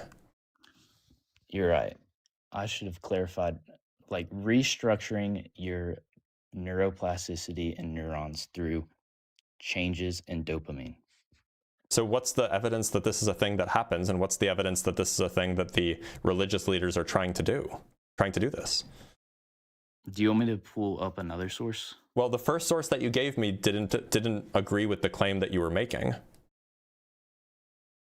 Well, it wasn't supposed to agree. It's just making a basis that dopamine does have an effect. I mean, dopamine is a primary neurotransmitter, so of course it's going to have an effect on a lot of things. But the claim that you're making is that like somehow religious leaders are either intentionally or unintentionally trying, like all collectively trying to restructure the like the neurons in the brain using dopamine and that's like a big coincidence that we don't have reason to believe other, like these are some huge claims, and you should probably back them up with like a, you know, some piece of evidence. Yeah. No, I totally agree, and I appreciate you telling me that. I'm obviously not trying to, you know, change your opinion. I just want to get a physicist.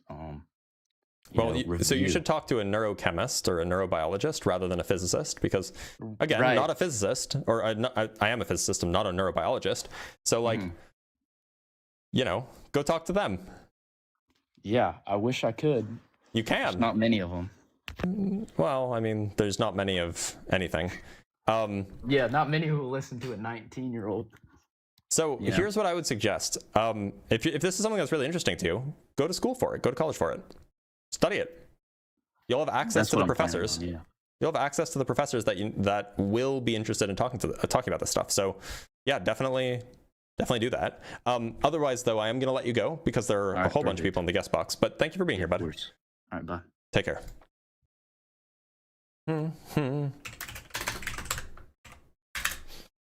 Well, he was nice. He has a lot to learn, but look, don't shit on him too hard, okay? He is just 19. He has a lot to learn. Hopefully, he goes to school for these things and then learns. That's you know, we all have ideas when we're young, right?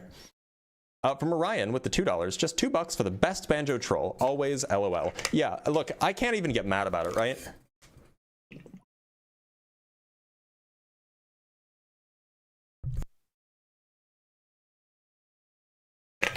And guys, don't be a dick about him being in high school at 19. Some people start school late when they're like, some people don't go to kindergarten until they're like 6 instead of 5, and then they graduate a little bit later than other people. Don't be a dick, okay? From Morgumi with the $5, I just saw a meme of the flat earth, but there were mountain goats on the edge. That's funny. That is funny. From Tim Davidson with the $2, does he mean dopamine or meanie dopes? No, I think he meant dopamine. From Joshua Everett with the $5, Separate Ways is my go-to hum-along song. It was, look, so there was one of the best memes that I've found on TikTok lately is Kerbal Space Program videos that, hold on, let me just pull one up, because they're so funny. They're like, I mean, they are funny specifically for me. I don't know if they're funny for anyone else, but they are the funniest. I literally watched this earlier, and this isn't that song, but that song often shows up. And then the rockets just explode. It's so funny. And there was another video that I was watching earlier that had the song I was humming in the background, and so that's why. Anyway. From Tim Davidson with the $5, there's nothing worse than getting us Cranberry songs stuck in your head in zombie. No, don't do it. From James with the $2, I've tried to join the Discord. I love your work. Well, so you have to punch it into a browser. You can't just click on a link. The link doesn't often work. From Miko Makopo with the £10, tried to say theists try to prove God by things they don't comprehend. Bible urges stick with talking about Christ. If we can get them to do that, we can show them why this isn't a good move either. Ah, yeah, okay, that's what you mean. Yeah, sure. that makes sense. From Grimmy with the $5, I really wish your guests would look into electrochemistry in the brain before trying the subjects that involve chemicals in the brain. Yeah, that's probably important, but he was young, so it makes sense that he hasn't looked into all of this stuff. From Game Master Flash with the $5, I remember that in the Bible, Bro 20 verse 9, yea, verily I say unto you that you should totally reconfigure your dopamine for better vibes. Indeed you should. And we just got a cash app from Rob, name that I'm not going to read the end of. Let me make sure that I read the message, so then I don't show. For great show. Thank you so much. I do appreciate that. All right, let us move on to our next guest, who is in the guest box. Let's talk to A Voice in the Wilderness. What a name. A Voice in the Wilderness, how's it going? Good, how are you, sir? I'm doing all right. Voice, do you believe in a God? 100%. And which God would that be? I just don't want to make any bad assumptions about you. Well, let's first figure out like if God is true or not, and then. So would I be correct in assuming that you're a Muslim? No, No, you're not a Muslim.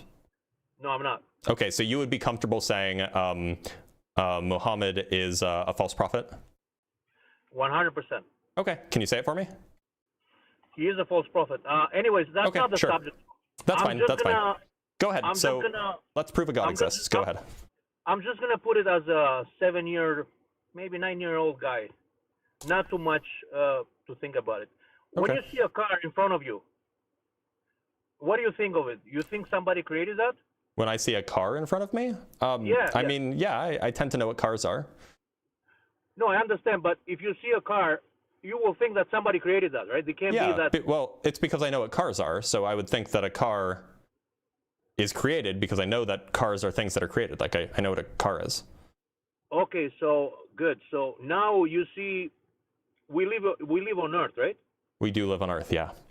Yeah. So what do you think? Like the Earth was created by itself like that, and everything like sets perfect just like that, without Well- a creator, without an intelligent being? I mean, my view is that the Earth formed via a natural process called accretion and Bang? gravitational collapse. So, yeah, I mean, we know how the Earth formed, and it formed in a pretty straightforward way. Who said that? What do you mean? Who said that? This is the scientific consensus. Yeah, but okay, well, that's not like that's basic logic, my friend, and you're not accepting that because you just read What's- a scientific book. Sorry, what's basic logic? Basic logic is which one is more scientific, the Earth or the car? Which one needs more? I don't know what you mean by which one is more scientific. Okay, which one is more? Which one requires a better engineer, the Earth or the car? Apparently the car, because the Earth doesn't require an engineer to form. Okay, well, when I say engineer, it's not literal. I'm just saying, like, who would be a smarter being to form the Earth or the one that formed the car? Apparently the car, because it doesn't require a being to form the Earth. Okay. Well, you know what? I guess you don't want to believe what I said to you. Like, I don't have to go even further after. You have all the evidence. Everything is in perfection. The tree grows. The food is always coming out. Everything is Like- everything is perfect? Are you sure? Yeah, everything is. Yeah, nature is in perfection, of course. Wait, are you saying nature is perfect, or are you Nature, saying Earth, it's yeah. imperfect? Perfect. Perfect. Okay. So like you would say that you know, when I had an abscess the size of an abscess the size of a tennis ball growing in me, unknown for years, that was perfect? That's because of your science. Too much garbage. It was science that caused that? Yeah, because Science too is much what chemicals. caused an abscess? Do you know what an Too abscess much is? chemicals. Do you know what an What is abscess that? is? It's an infection. It's an encapsulated infection. Okay, but let me tell you something. The people that get sickness now. I'm sorry, what can is you repeat that? Let me tell you something. Let me tell you something. Go ahead. What was? I don't know. That wasn't me. Oh, I thought it was. Go ahead. Yeah, so I don't know if you can't believe the simple and most like basic thing. I don't know how can you believe in God. That's why you probably can't believe in God. Like Because I understand science, or is that why? Yeah, we know science, my friend. 0 plus 0, what is that equals? That equals 0. Okay, thank you. That's what I wanted to say. Thank you. Have a good one. You wanted to say 0 plus 0? Okay. Have a good one. 0 plus 0 equals 0. So that Yep. means it's got to be somebody to create something. Out of 0 comes out 0. That seems like it's unrelated to the statement that you made about No, it's there very must be related. something to create something. That's a crazy claim. Obviously. All right, thank you, sir. Have a good day. All right, take care. He didn't really have much to say, did he? That's okay. Let me tell you something. Let me tell you something. Love that one. Let's talk to Sandrew. It's like Andrew, but Sandy. Sandrew, how's it going? Hello. I just want to say 2 things before. Oh, this is a young child, isn't it? All right, let's bring up a guest from the Discord. Let's bring up Burgeret. Burgeret, how's it going?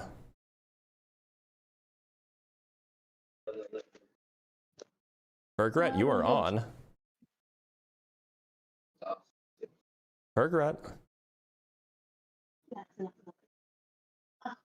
Bergeret.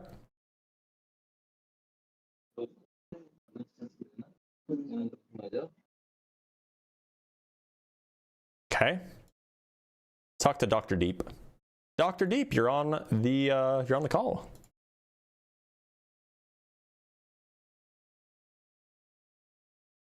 Dr. Deep. Hello? Hello? Dr. Deep, how's it going? Hi, I'm Dr. Deep.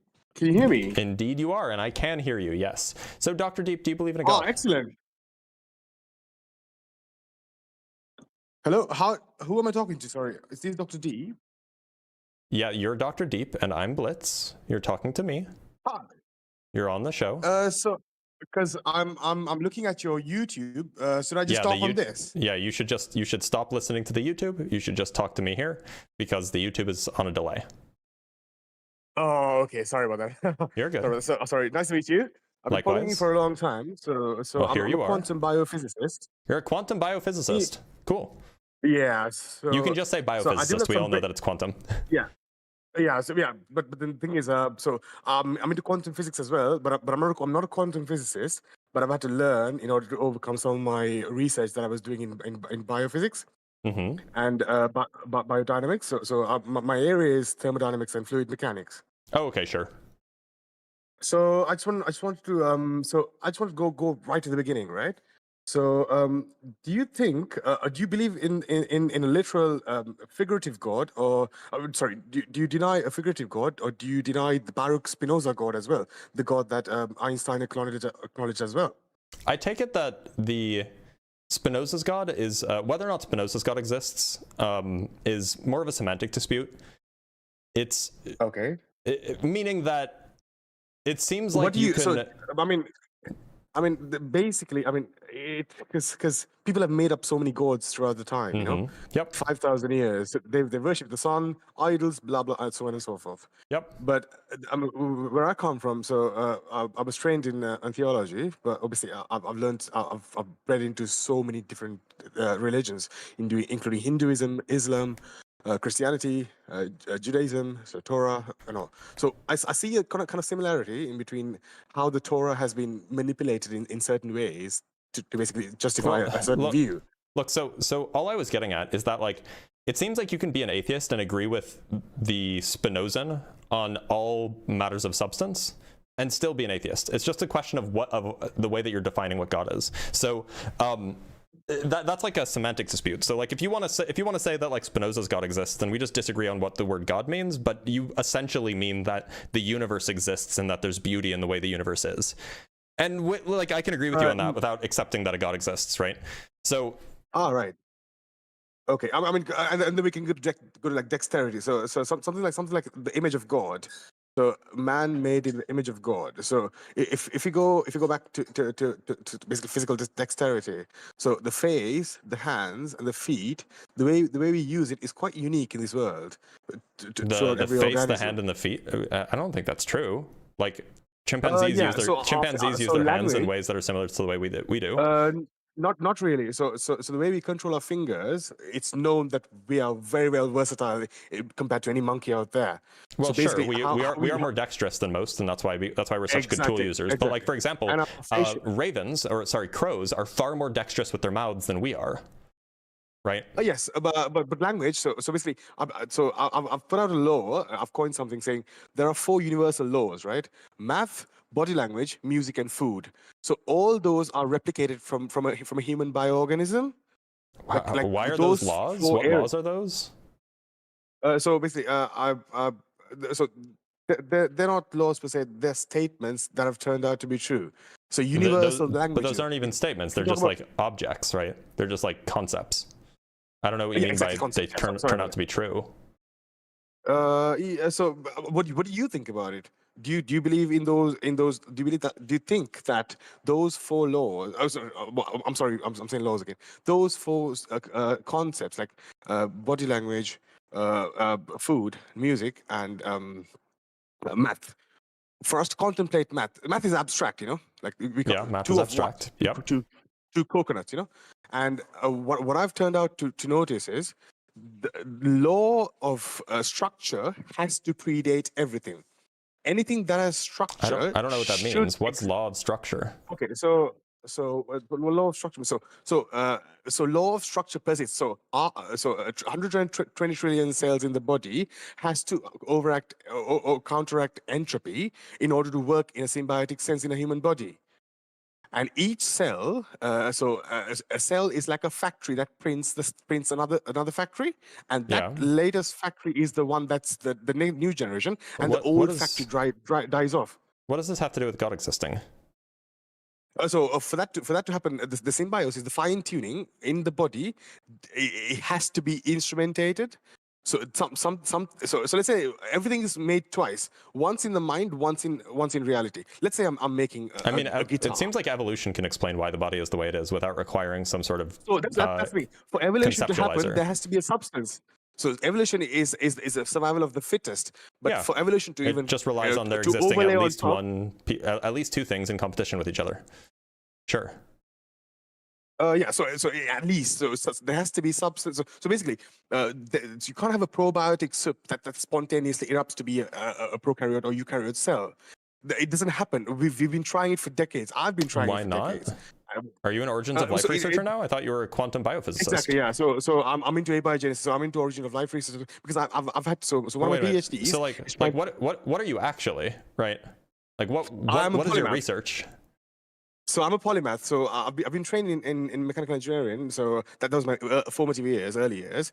Then I jumped into biomechanics, and now I'm into like origin of life research. And going throughout that whole. So I mean to ask, like, what do you do as your occupation? So I'm a polymath. That's what I research on. And that's not what I'm asking. What's your occupation? Bioprinting, 3D bioprinting. So I make printers that can print osteochondral grafts. So the thing under the kneecap. So from the cartilage to the bone marrow and the blood. Sure. So it's a 7-layer complex. That's what I do. So are you published in any of these fields, like physics, so like any field of physics or any field of biology or any field of like inorganic chemistry? Are you published in any of these fields? So what happened was I've written all the papers and I've given it for peer review with some universities like Brunel and stuff like that. But I've had to patent some of my stuff, some of my findings, and once you don't patent research, right? So you patent inventions. You can't patent the discoveries. You can patent the application of it. Yeah, but like you don't submit papers to universities. You submit them to journals. So I haven't given them yet because my lawyers have given me a slight pause until next year. But I've got so much of research to put out, so I'm just gonna run through some of those areas. It just sounds like you're doing like the physicist or the biophysicist equivalent of stolen valor. Like you came on and you said that you're a quantum biophysicist, but like you're a mechanical engineer who has like a hobby of like thinking about things. So basically, I'm currently studying as a bioscientist. So I'm doing my research currently. You're studying like at a university. You're getting like a second degree. Yes, I'm doing my postgrad right now. Okay, postgrad in what? In 3D bioprinting. So so then this has nothing to do with like abiogenesis or biology or physics. Yeah, exactly. So I dabble in abiogenesis, but my research is not in that area. But obviously, I've had to think about those areas in order to complete in order to continue with my journey in 6D printing or 3D printing. Look, and that's fine, and that's a valuable field. But it just seems like you came on and you said that you came on and you presented yourself as like a scientist in this particular field, but I mean you're not, right? Yes. You can say that I'm not. That I'm studying scientists in the field. So but you're not even doing that. You're doing a postdoc on biomechanical engineering, right? So medical engineering, biomechanical engineering, and biomedical engineering, medical engineering, and biomechanical engineering. So it's right. But that doesn't have anything. That doesn't have anything to do with like abiogenesis or quantum biophysics. Yes, of course not. I mean, whilst I was doing those studies, I've been dabbling because I needed a way to cure these graphs that I was making more faster, and then I had to dabble in the actual quantum physics of atoms and particles, because everything is quantum, everything's made up of particles, and I wanted to learn more about it.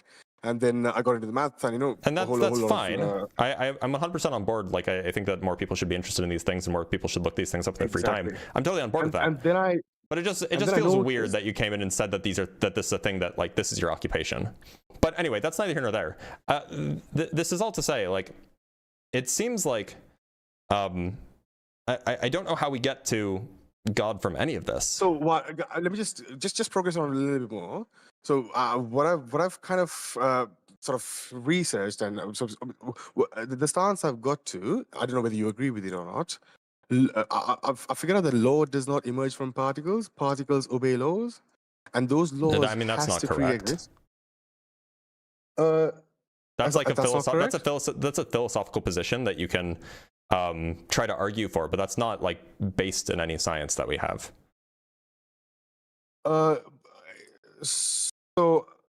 that's like an ontological view of the laws of physics, which is it's a view that you can hold, but it's not like some scientific claim.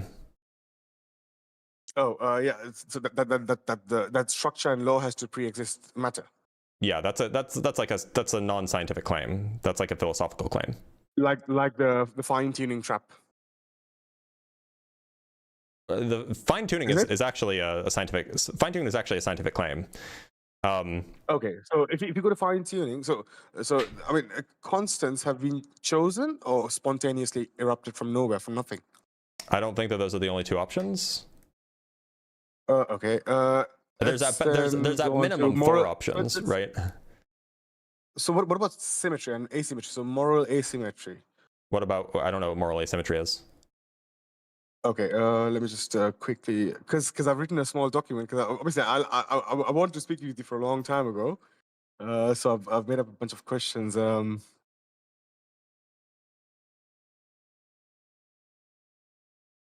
Like, can you tell me what moral asymmetry is?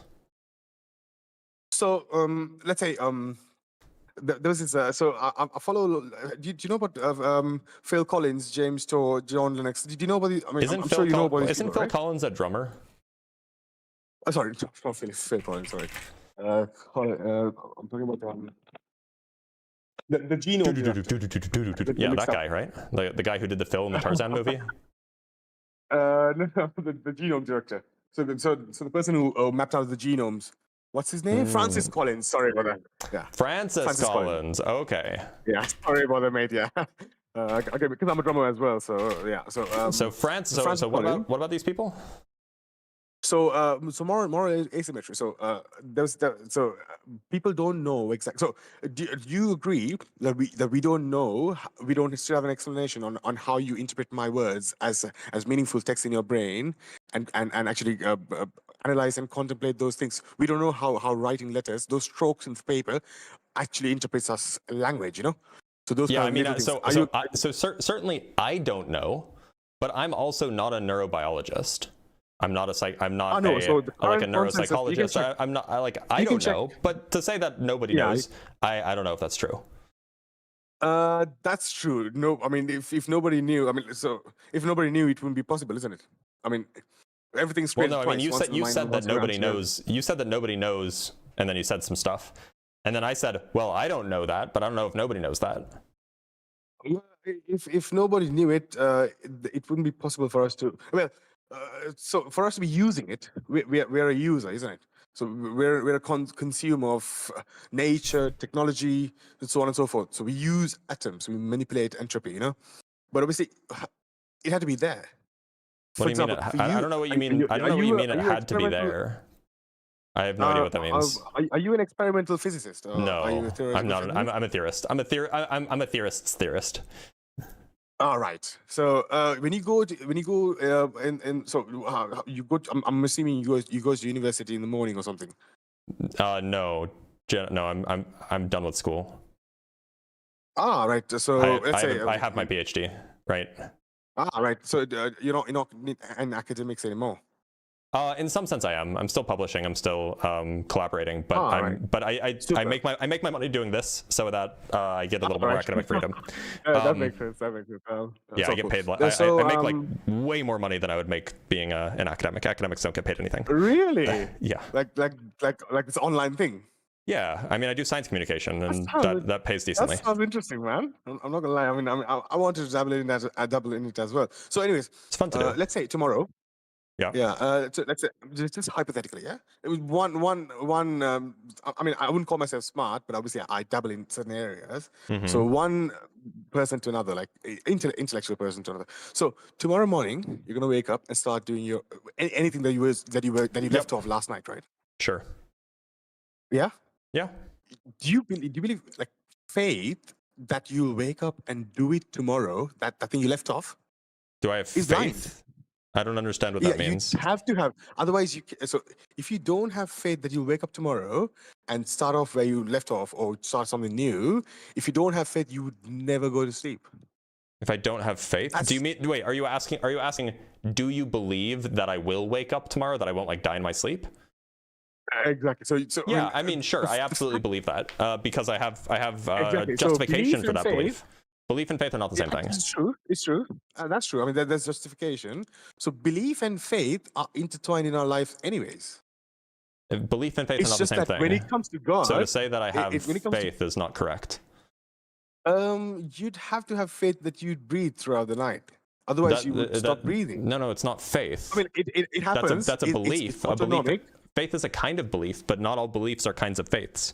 Not all beliefs are faiths, I rather. agree. So no, I I don't. I agree. don't I have mean- faith I in mean- that. I have a belief that that's the case, but that's because Exactly. I have justification and evidence for How- that belief.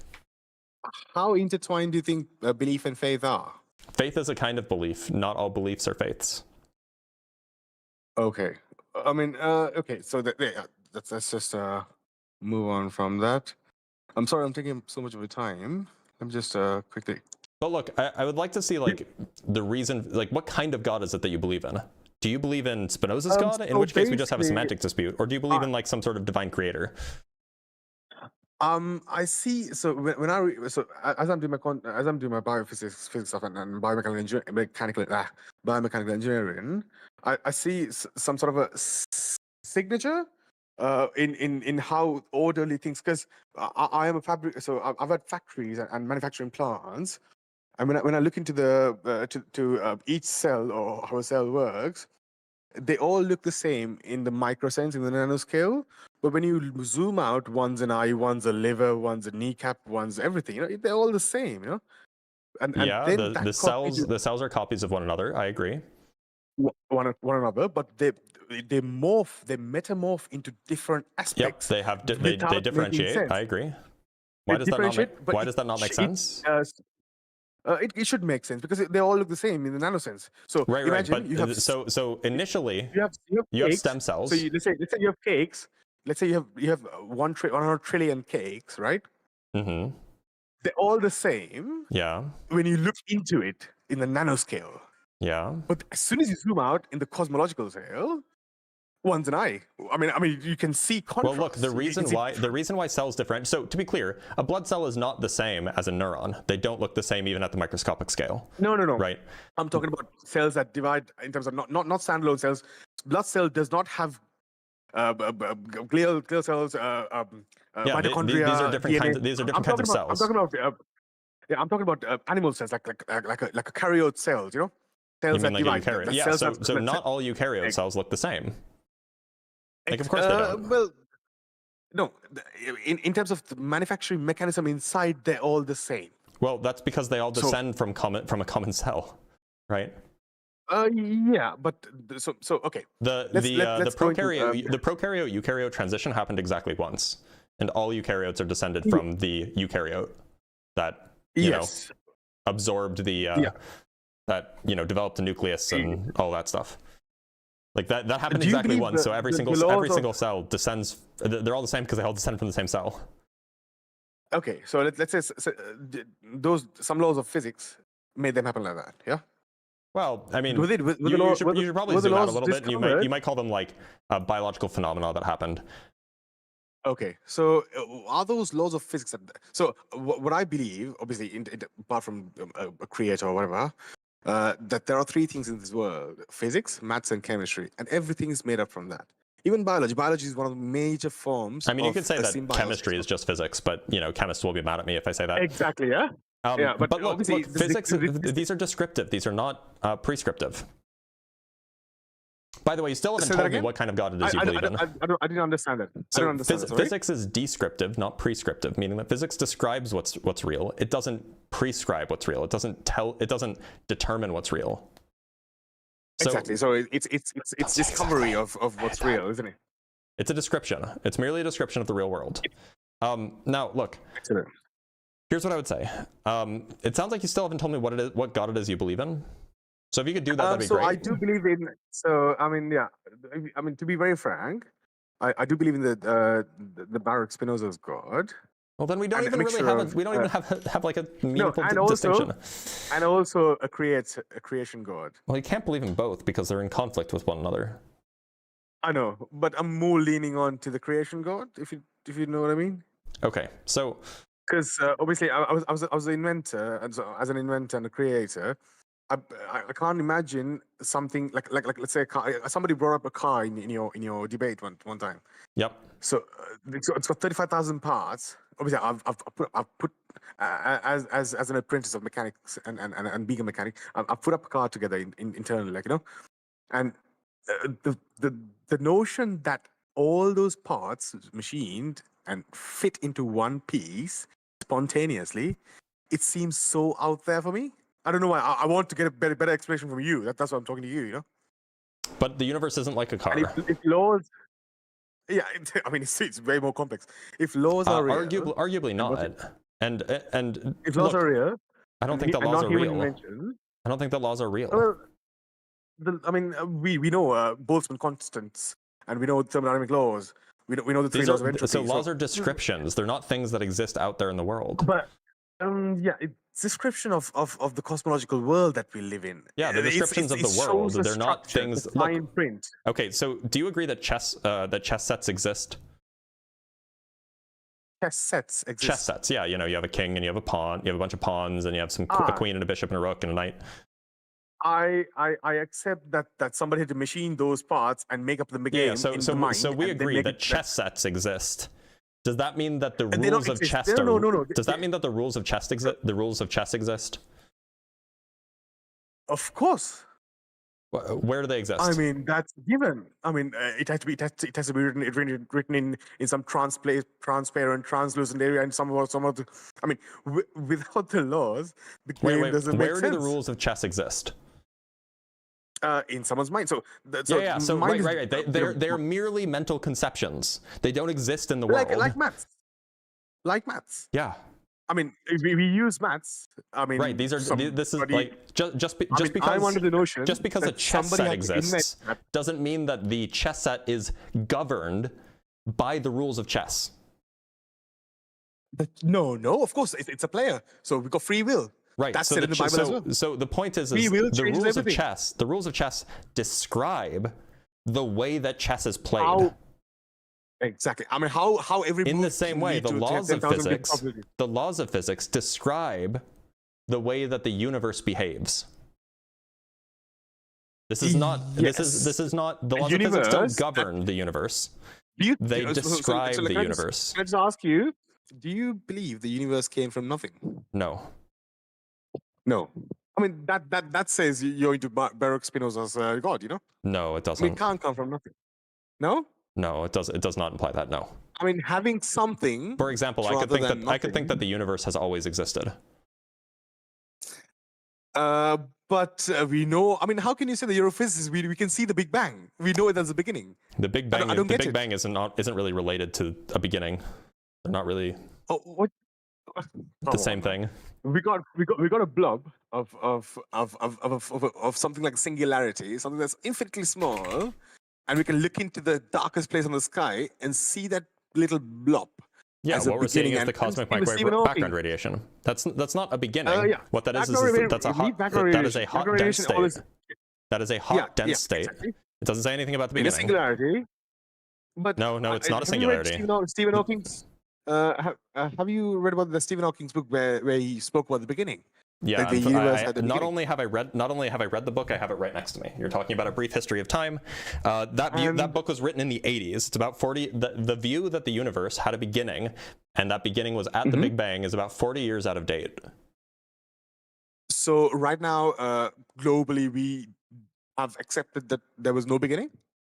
No, there's no consensus about whether there was a beginning, but there is consensus that the Big Bang says nothing about whether or not there was a beginning. Okay, so let's say laws are not real, right? And so are human inventions, they're not real. Yep. You're already admitting that something non-material in the universe already exists. No? I mean, I don't have an issue with saying that Why concepts does exist. mathematics map? So the efficacy of mathematics, like let's say, did we invent? What do you think? Do you think we invented mathematics? Yes. Or we just discovered it? I think that we invented it. Really? Yep. So before us, there was no math. Boltzmann constant, fine tuning, gravitational constant. It just. I mean, Those aren't math. came Those out of are a descriptions of things, right? Well, yeah, they're descriptions of math, but obviously you needed math to describe them. I mean, it's a need. It's not like a want, you know. It's not like a cake you can have or not. It's food. That's like saying we need language to describe a rose.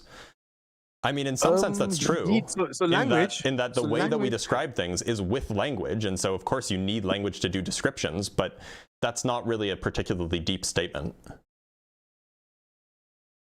Okay. What do you think about dreams? So we are so far off topic at this point, Dr. Deep. We're so far off topic, yeah.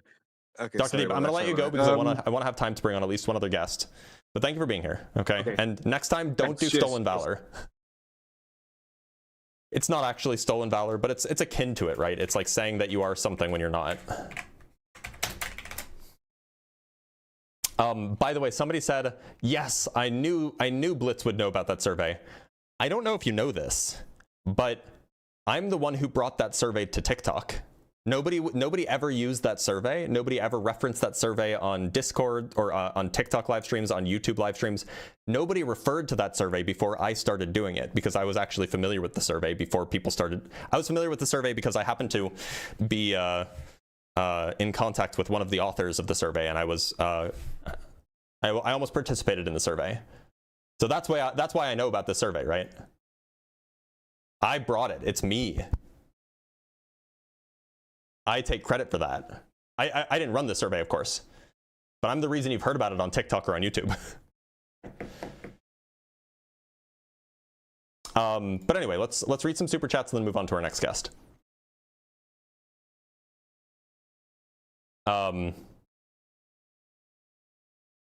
We have to scroll back a bit. I am the one who surveys. There we go.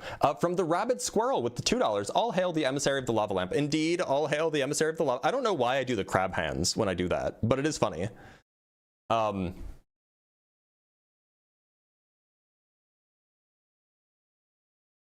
from Science and Sci. Oh, hey, for the question I'll probably ask you later. Fair enough.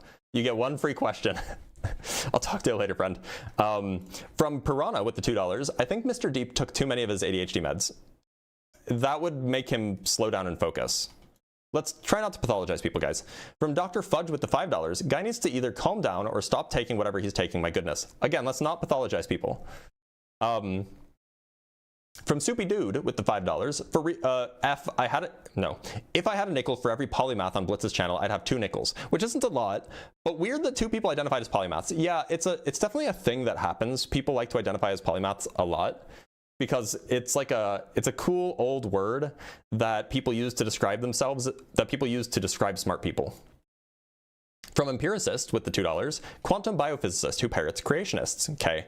Yeah, I mean, like, that was my first red flag, right? From Get Stanfield with the $5, being a biophysicist, could he summarize what the standard model is? Not all biophysicists would have to know that, but biophysicists should know things like depending on what biophysics they're doing, they should know things like what the Navier-Stokes equation is or what the Euler equations are and things like that. From Grimmy with the $5, don't need faith to make preconceived predictions based on accurate previous information or data. Yeah, but I think that's referring to an old conversation. From Simeon Urchin with the $5, this guy's brain needs to reattach its spacebar. I don't think I've heard a single space between his words this entire call. That's funny. That is a funny comment. We can laugh in good faith. From Allied Master Computer with the $2, my god looks like Megan Fox and wears fishnets. Okay. From Mike Angel with the $2, when Dr. Blitz's Neo Guide to the Universe. Oh. What? What is that? What is this supposed to mean? I feel like you're asking me to write a book. Maybe eventually, but not yet. From Dr. Fudge, more like $10.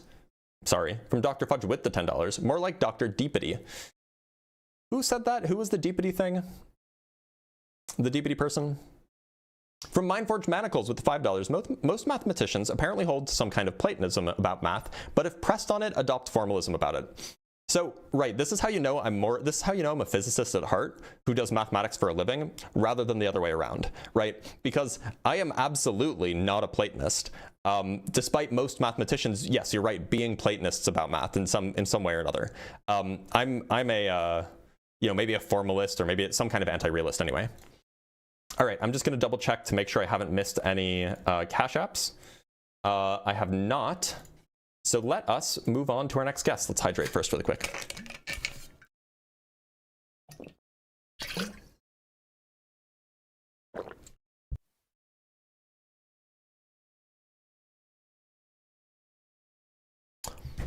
All right. Yeah, I think, was it Carlos Mencia? Yeah, I think it was Carlos Mencia. God, I haven't heard that name in so long. All right, let's talk to Will Wu.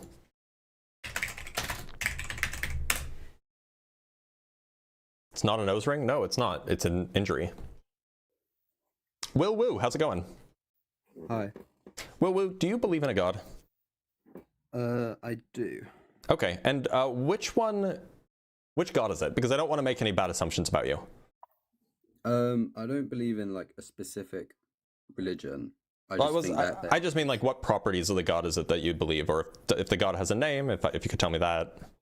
No, I don't think it's got. I couldn't put a name on it, but I would say that there's like a higher being. Okay. Almost. Why should I think that there's such a higher being? Because, well, from like our understanding, well, theoretically, that the universe would be infinite because we can't define if there is a beginning point. Could be. Yeah. So, I don't know, like my only thought is like, I don't know, maybe in the future we would be able to prove it, but how could we interpret that there is no beginning? I don't understand what the question is. No, that doesn't make sense.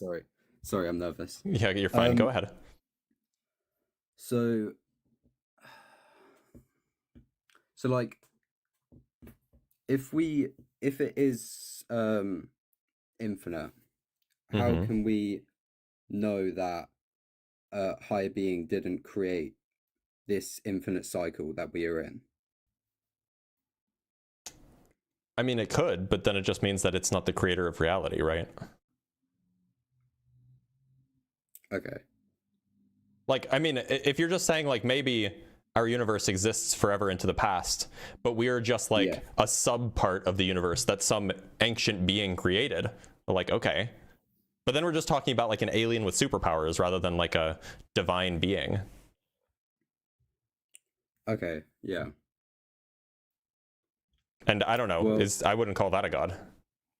Yeah, I mean, for me, I'm more like saying on the fence. Okay. Well, look, so I'm looking for people who are, assured of their views, and the only reason I say that is because if you're not convinced, how could you ever hope to convince me, right? Yeah. So I'm gonna let you go, but thank you for being here, bud. Wait, I've got one more question. All right.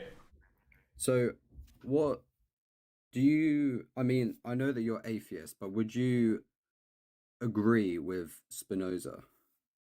I think that the debate between Spinoza and atheists is a semantic debate. It's not a debate about substance. It's a debate about what words mean. Yeah, fair enough. All right. Well, thanks for being here. Thank you. Take care. All right. Let's talk to Jen. Oh, by the way, yes, I do know that Carlos Mencia, is that his name? Carlos Mencia was making fun of like intellectually disabled people. Oh, Deepity was Deepity was somebody else. It wasn't Carlos Mencia, but Yeah, Carlos Mencia was like a big deal in the early 2000s, or like the 2000s, right? And then he kind of like dropped off the face of a cliff. Let's talk to Gen X Renee. Yeah, Deepity was Dennett. Thank you, Dr. Fudge. What happened to my face? It's a post-surgical injury. All right, it looks like Gen X Renee is not connecting. Is Mr. Q-Top still on the waiting list? No. Let us talk to the wise man. The wise man, how's it going? Good. Glad to hear it. Wise man, do you believe in a god? Yes. Cool. So which god is it? Just that way then I don't make any faulty assumptions about you. First off, how much time do you got? At least half an hour. Okay, I was just making sure. But which god is it that you believe in? I'm convinced more of the Christian God. Okay. So why should I believe in that god?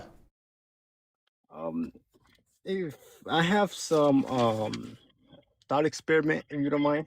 You have a thought experiment? Yeah, sure. Okay. It's called the surgery trolley problem. The surgery trolley problem. Okay. Yeah. So it's gonna be like, so the surgery trolley problem is an ethical thought experiment where a surgeon can kill unalive one healthy patient to harvest their organs and save 5 others. Yeah. Okay. Is this going to be an argument in favor of the god that you believe in? Is this going to involve that, or? Yes. Okay, yeah, go ahead. Okay.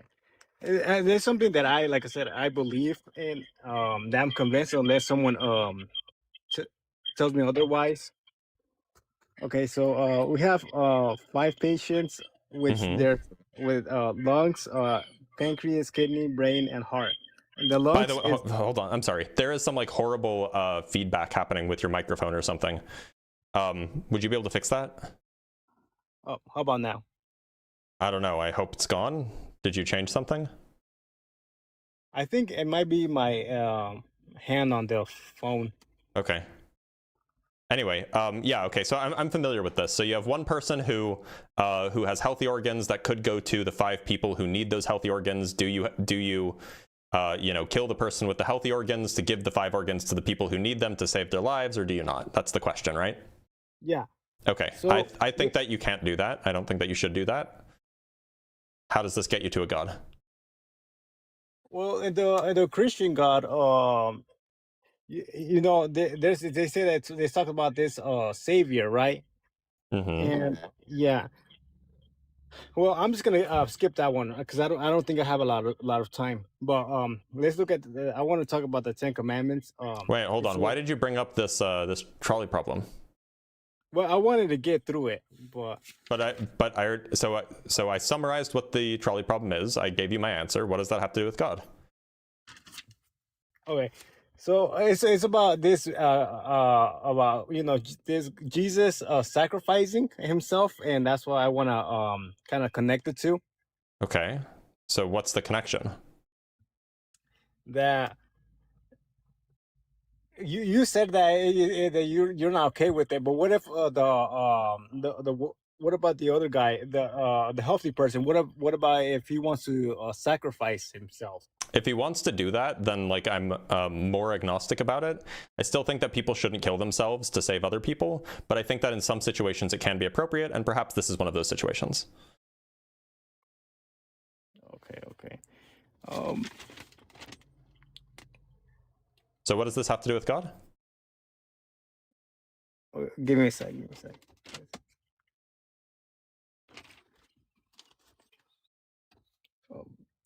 Well, I'm just gonna talk about the 10 Commandments. Okay, I'm gonna skip that one because I feel like I'm gonna take too long.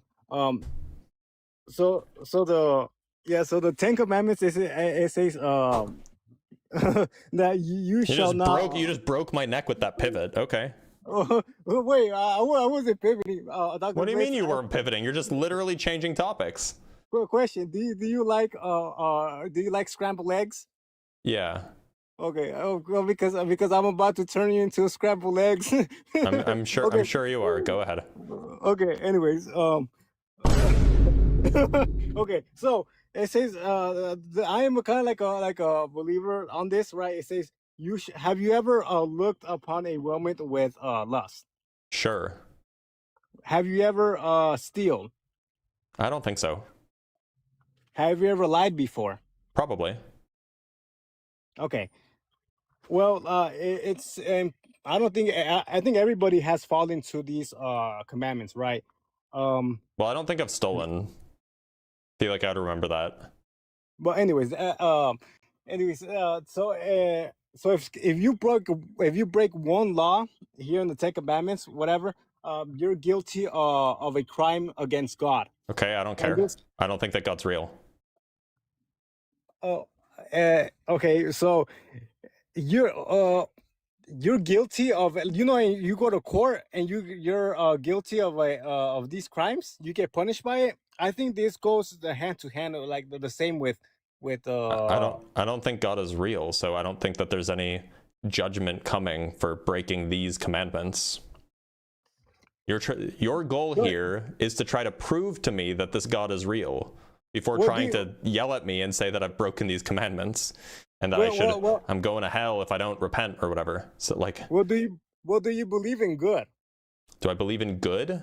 Sure, Yeah, I think that there's a goodness. Look, so do you think that you shouldn't ever lie? There should be under no circumstances should you ever lie? Yes. Okay, so if you were a Dutch family in the 1940s in the Netherlands, and Anne Frank was hiding in your attic, the Nazis showed up and asked, "Hey, you got a Jewish girl hiding in your attic?" What do you say to them? Let me think about it. Okay. Okay, this is not a hard question, by the way. Okay, so I know you're gonna do whenever I answer this question, but the So thing then is answer the question. Be honest and don't try to avoid it. Just answer the question. are you sure that you're not going to like get mad? I'm not going to get mad. Well, I mean, I might call you dumb if you say something dumb, but like, just answer the question. Do you say, yes, I am hiding a Jewish girl in my attic? Or do you say, no, I'm not hiding a Jewish girl in my attic? Okay, I'm gonna tell you the truth. Or do you say something else? Okay, I'm gonna say, if I say yes, then you could still defend that girl, right? Maybe. I don't know. Like, can then you fight off 4 Nazis who are carrying weapons when you're not allowed to own a gun? Who knows? Maybe you can. But the answer is yes. I'll say so. If you're trying to save the girl, but that's fucked up. That is like super fucked up, by the way. No. See, this is what I'm saying. Like there's like a 10-year-old girl hiding in your attic from the Nazis, and then when the Nazis come and ask, is there a 10-year-old girl hiding in your attic? You say yes. Like no, but look at the Nazis. What they're doing it's bad. You're right. What they're doing is bad. So you should not let them do. You should prevent them from doing the things that they're trying to do, which is getting to the 10-year-old girl in your attic who happened to write a journal that we then all read in 6th grade or whatever. Yeah, exactly. But like I said before, God doesn't want you to unalive nor to lie, and that's one of the that's one of the commandments. So if your morality requires that you tell the truth to the Nazis when asking, "Are you hiding a Jew in your attic?" I think that your morals are pretty bankrupt. Yeah, that's subjective, right? That'll be. Yeah. Do you think that it's not bankrupt? That morals could be bankrupt? That your morals are bankrupt. If it's not for a good purpose, then yes. But in this case, it's bad versus bad. So it's I guess not bankrupt because it's so confusing. Because if you lie for a good thing, that's the bad. If you lie for a bad thing, then that's wrong. So if you lie to protect somebody, you think that that's bad? if I lie to protect someone. No, no. That's the opposite of what I'm saying. I'm saying it's if you lie for a bad thing, that's bad. Yeah. So if I lie to these intruders, because it's trying to cause harm, then that's justified. So But then still, why? God, So then why isn't it good to do that? it isn't good because it causes. Take a look at, you know what sin is? I'm familiar with the idea. Yeah. Okay. Let's see. So sin can be like an error, right? You're right. Sin can be like an error. Yeah, and that's one way of viewing it. Anyways, Dr. Blitz, I am consider myself a Christian, but what exactly is a Christian? If you use it as a noun, it's someone who also believes in the idea of Christianity, right? And that's why I believe in. Oh God, that whiplash. Okay, look, I wish I want to continue more talking to you, but I'll be back with more stuff. Okay, after I cooked you on Sunday. Okay. Yep, I'm sure that you're gonna be back after you cooked me. That's definitely what's gonna happen. Okay.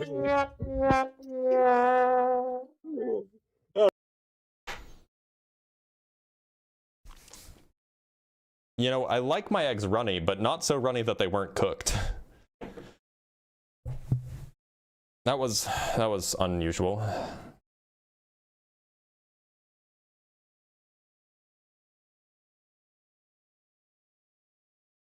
I think I have actually spoken to that guy before.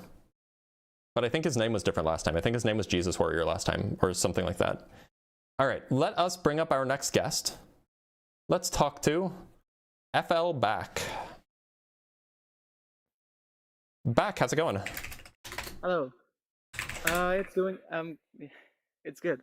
Glad to hear it. So, do you believe in a God? Yes, do you hear me? I can hear you, yeah. Okay, yes, I believe in God. And which God would that be? Christian. Okay, why should I be a Christian? But before that, I just want to ask you, why do you want to be convinced in God? Because if it's true, and I like knowing true things, then it follows that I would like to know it. I would like to know that God exists. I would like to believe that, if it's indeed true. Okay, that's interesting. For me,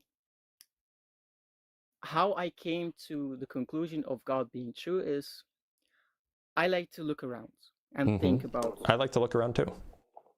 About how things are, and me too. When I see, for example, a box in my room, I think about, first of all, that box needs to take space. That box needs to take time, and it has some sort of energy. What? I don't know what you mean. It has some sort of energy. The atoms, they are made of quarks, and those quarks are made. Mass has energy, correct? Yeah, mass does have energy. That's true. So that's what I mean by energy. Okay, so it has mass and it has energy. Sure. Those three things are what makes me question further, because to me, that becoming real is strange. And if you look at the beginning of things, right, I just always think about how they have some sort of function, and it's like, what do you mean look at the beginning of things? I don't want to say Big Bang, but is the reality in general. So if I just look at the beginning of reality in general? Just reality in general. Sorry, I'm just a bit nervous. But you're fine. I like to see it as like a computer program. Right? By the way, just as a unrelated aside, it seems like I'm getting some echo from you. Are you using headphones, or are you not using headphones? No, it's just my phone. It's just my phone. I don't know how it's echoing. Maybe try maybe try minimizing the app and then reopening the app. Minimizing the app. Like this? Did it help? Well, you have to minimize the app first. Oh, maybe it did help. I think that actually helped. Yeah, great. Okay. Yeah. I like to see it as like a computer program, right? Okay. Unity, for example. Sure. When you place a cube in Unity, you can move it around, and then you can animate that cube, make it go through time. But those things need to be coded. That program needs to be. Yeah, it needs to be that's what coded computer for it. programs are. So that's how I see reality in a sense, because like time has a function. It makes. Well, time is a bit weird in itself, so I'm not sure what time exactly is, but and what space exactly is. But I can say space is something that can hold matter, but matter in itself is energy. But what is energy? So for me, those are like functions that are coded and in a closed system, like a program. So it seems to me Yes. that that drawing an analogy with a computer program is like you can draw that analogy if you want. But just because computer programs are programmed by a programmer doesn't mean that our universe is. Yeah, I know. So But, then why should we think that it is? For me, it's just that it has function, and it is. So It is what? it exists. Okay, yeah. Time exists, energy exists, and space exists. But to say it just was always, that's a bit of a stretch for me. Why? And to think about what nothing is, it's no space, no time, and no energy. Right, So but nothing. if the universe always existed, then there never was nothing. But to say that it always existed implies that there are functions such as time, space, and energy, but nothing is neither of those three. Yeah, there wouldn't be nothing. Exactly. Yeah, but the nothing now that we live in have those three functions. Yeah, But and so look, so the universe that we have has matter, it has time, it has space, fine. Indeed. Why couldn't those things just always have existed? Because they have functions. Why does such it as a why does computer having program. function means that it can't have always existed? Because that's not nothing. Nobody's making the claim that it's obviously not nothing. Why couldn't it have always existed as something? Because if it existed as something, that would mean that it's not. That would not imply that there was nothing. Yeah, I don't think that there ever was nothing. Why? Because I don't think, for the reason that you're describing, actually, I don't think that nothing can exist, because then there would be something. Indeed, there would be the lack of something, which is a something, not a nothing. Yes. Well, in fact, so and in fact, we've never even, we have like no conception of what nothing is. We have no reason to think that nothing could even in principle exist. Like there's no reason to think that nothing could exist. So in the absence of that, I would just think that there was always something. Yes, but we reason, correct? But yeah, we reason. Nothing is, I would say nothing is outside of reason, because pure nothingness means, it's kind of strange to say it just over and over, but it's just, yeah, it is nothing. So it seems like you're trying to justify to yourself why there was nothing at some point. But like, no, why do you need to justify that? No, I'm trying to justify why there is something. Yeah, so a good justification for why there is something is because nothing is impossible. How can you say that? Well, no, I mean, like, if you can convince yourself that nothing is impossible, then that's a good reason for why there is something, because there couldn't be nothing. Okay, but I can conclude that nothing is impossible, or better yet, it isn't the case right now, because I'm thinking, well, if that's even a good argument, to be honest. I don't understand what you just said. There was thoughts about everything can exist just as. How was the theory if there is nothing, I keep saying nothing. It's kind of annoying, but you can have like an apple exist spontaneously in a closed loop. Do you know about that? An apple exists spontaneously in a I don't know what that means. Yeah, I can't put it into words, sorry. But it's just the fact that there is something concludes. Yeah. Sorry, English is not my main mother language, so it's a bit hard to explain it. But for me, it's just that there is something, and I can't think about it just existing because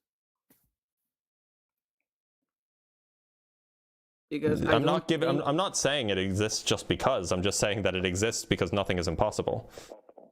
and I want to ask about why it's impossible. Okay, so I can give you an argument if you want. Yes. So suppose that every true fact has a truth maker, meaning that there exists something such that there exists something that makes that fact true.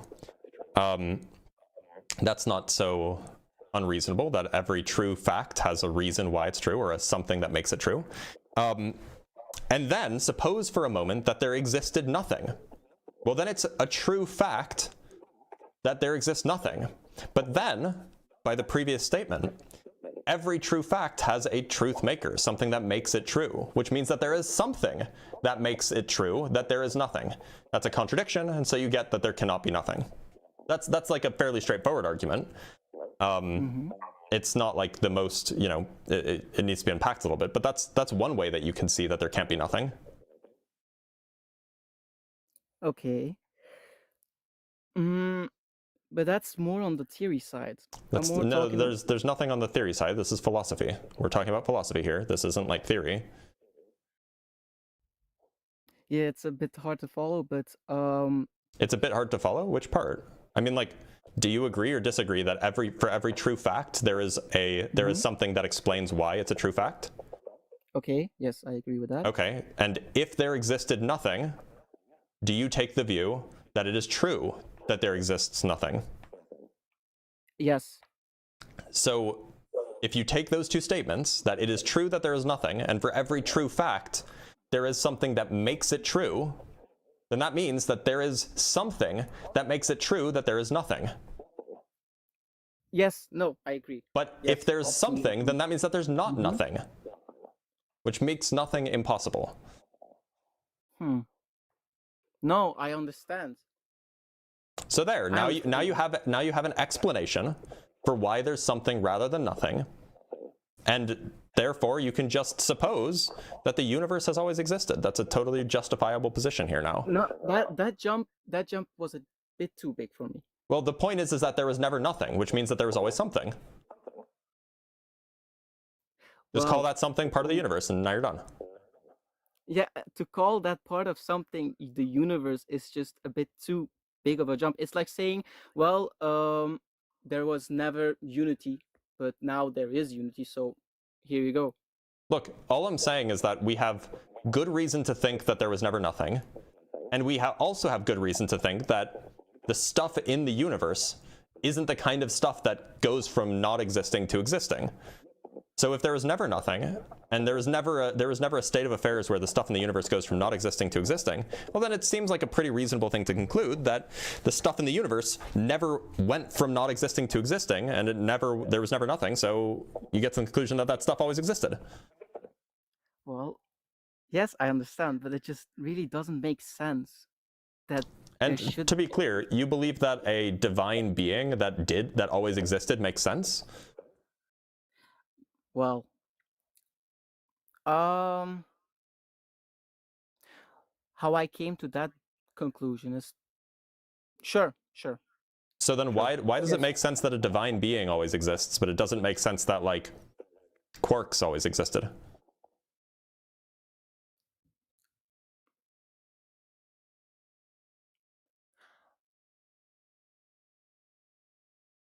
I see it as that divine being outside of the universe, reality itself. That's how I see it.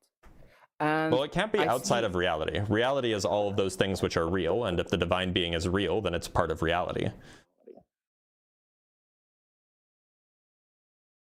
No, well, I see reality as, again, as I stated, that Unity program, right? Which has functions and all that stuff, and where you can just fill it up with whatever Okay, scene you so want. you don't take reality to just be those things that are real? Yeah, sure. Okay, Because so is God real? I believe so. So then God is part of reality?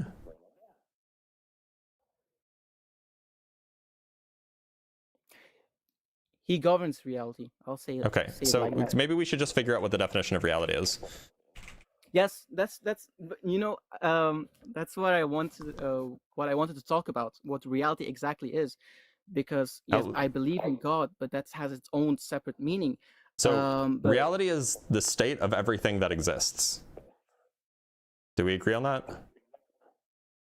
yes, Okay, does God exist? sure. But So God is part of the state of everything that exists? okay, So God is a part of reality? look, I understand what you're saying, but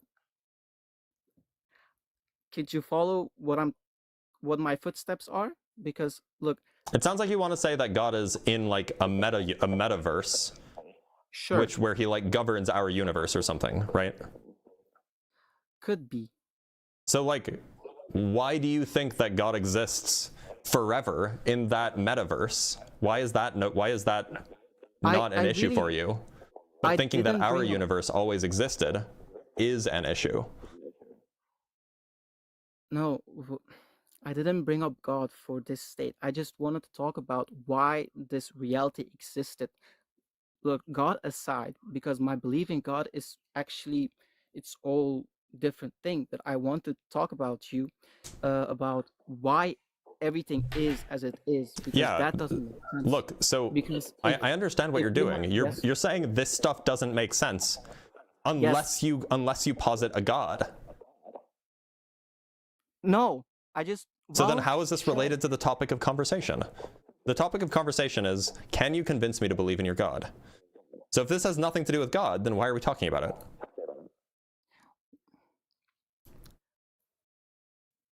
why are we talking about it? Well, I want to believe that the things that exist have been created, sure. But I want to ask you why there is this everything. Why? I already explained, because there can't be nothing. And I want to ask you about why there can be nothing. I already gave you an argument for that. Sure, you said Premise one, for every true fact, there is something that makes that fact true. Premise two, if nothing existed, then it would be true that nothing existed. Premise three, if it's true that nothing existed, then there is a true fact, or then there is something that makes it true that nothing exists. Conclusion, if nothing exists, then something exists, and that's a contradiction. Therefore, nothing does not exist. That's the argument.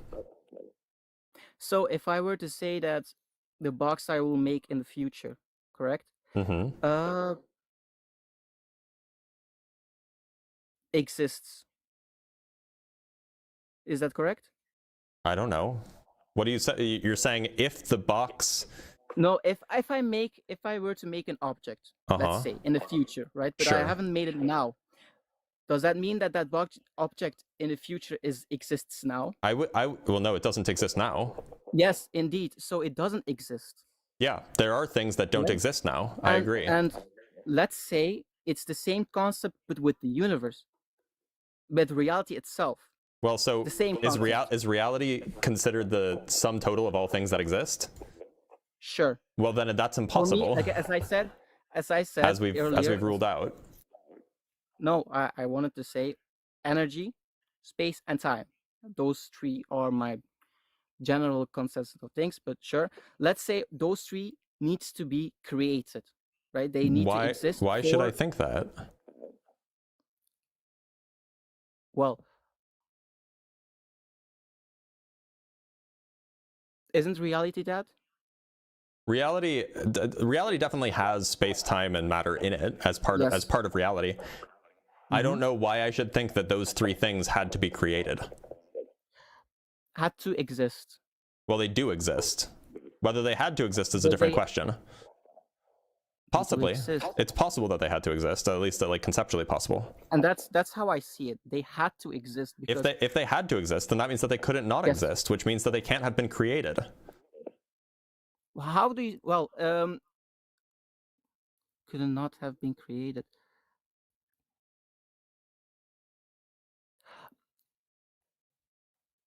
So if we go back to the analogy of the object that I would make in the future, can we not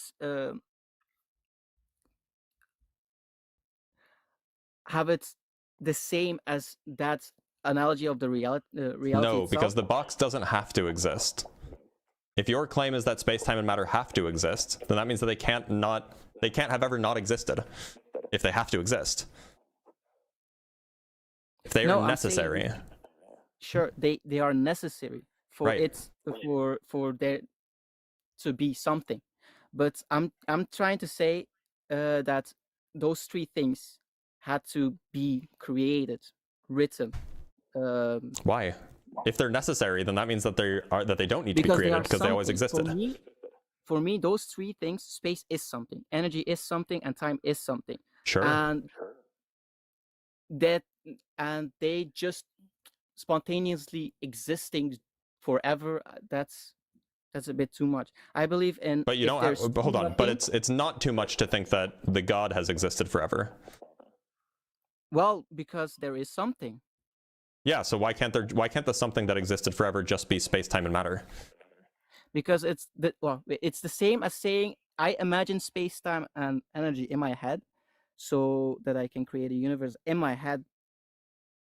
You understand? I don't see how that's the same thing. Look, you seem to have a problem with the idea of space, time, and matter having always existed. But when I ask you about God, and God always existed, right? Yes, because you don't have a problem with that. Because I can see that reality is. Therefore, I can say, well, it needed to be created because I believe that before reality. Okay, so there was nothing. does God have the property of is not, or is God is?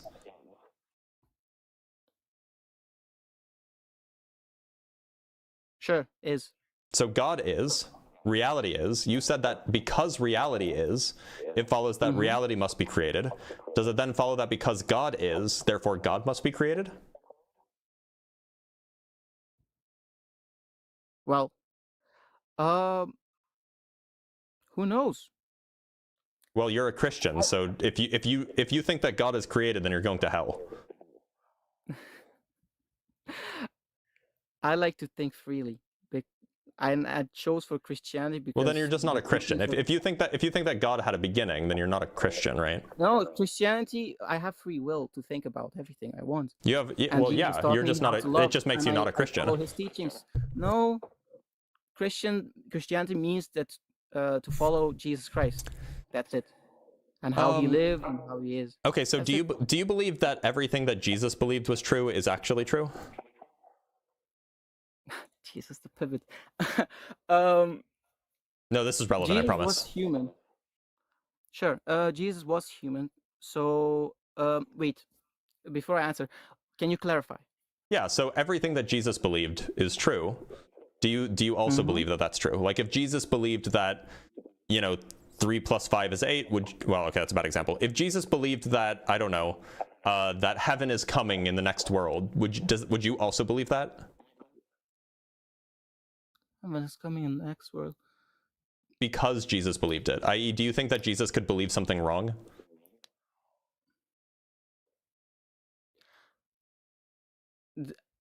Wait, let me think about it now. Jesus believed in something wrong? I believe that Jesus is perfect and he is sinless. So, and he does not know the hour of coming. Okay, So I didn't. That wasn't my question.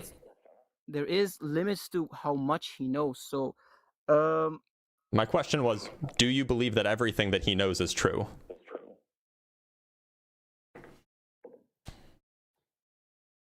Well, as a human, I would wait. I would say yes. Yeah, sure. I'll go with yes. Okay. Would you say that like the descriptions of God in the Bible are correct?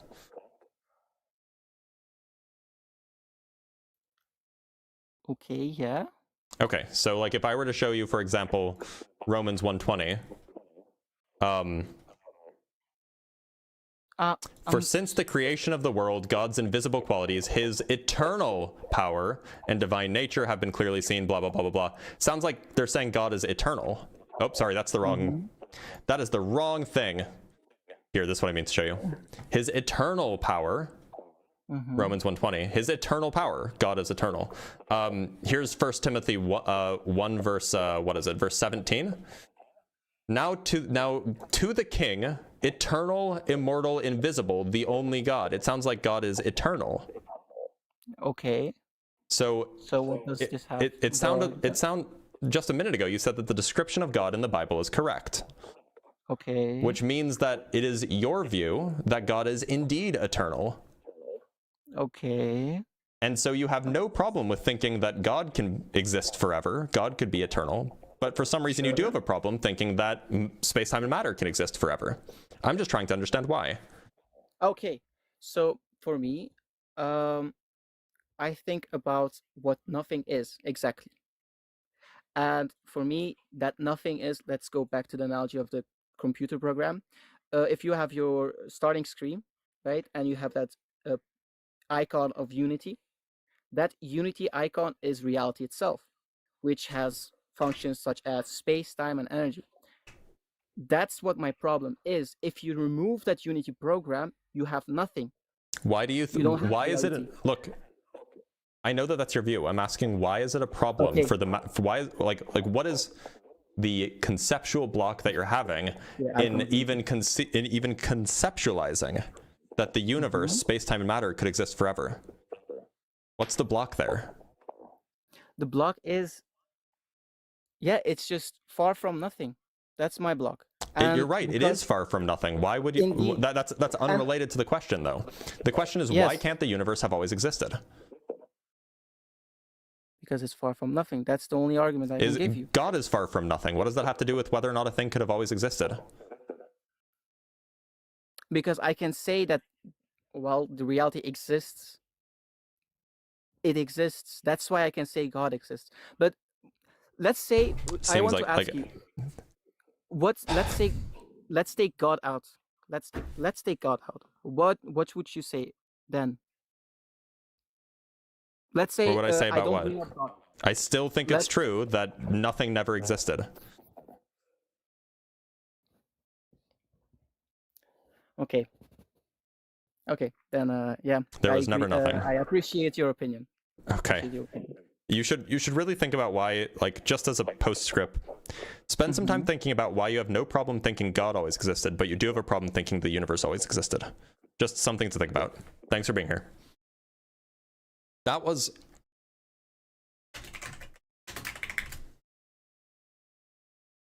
Nope. Not gonna say things that I don't want to say. Let's read some super chats.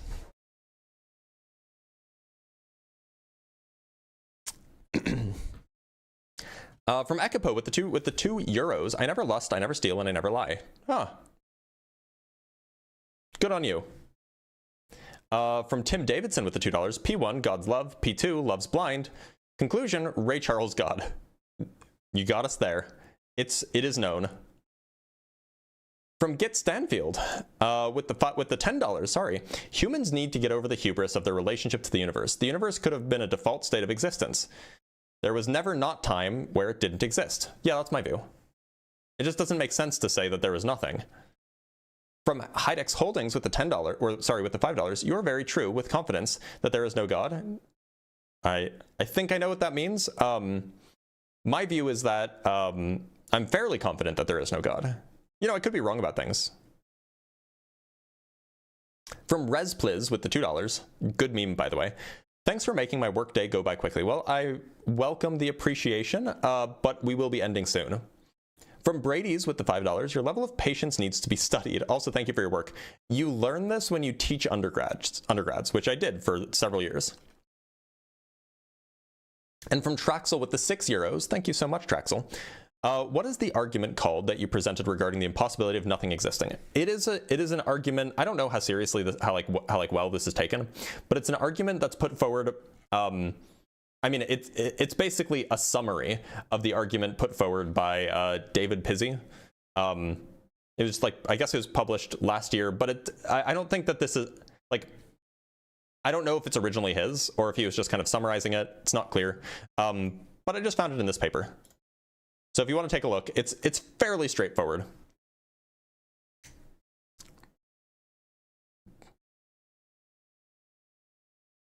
So, you know, take a picture if you want, take a screenshot, whatever. Let me make this a little bit bigger, make this a little bit smaller. And the argument is it's really just summarized here, right? You have a lemma, every truth has a truth maker, you have to understand what those mean. And then necessarily something exists. It's super straightforward. And I'm sure that there are more sophisticated versions of this, more sophisticated arguments. But it's definitely just like a super simple argument that is at least fairly straightforward. Just Google David Pizzi, the impossibility of nothingness, and you'll find it. Anyway, I'm just going to double check, make sure I haven't missed any cache apps or anything. We have not, it looks like. And let me double check my phone really quick.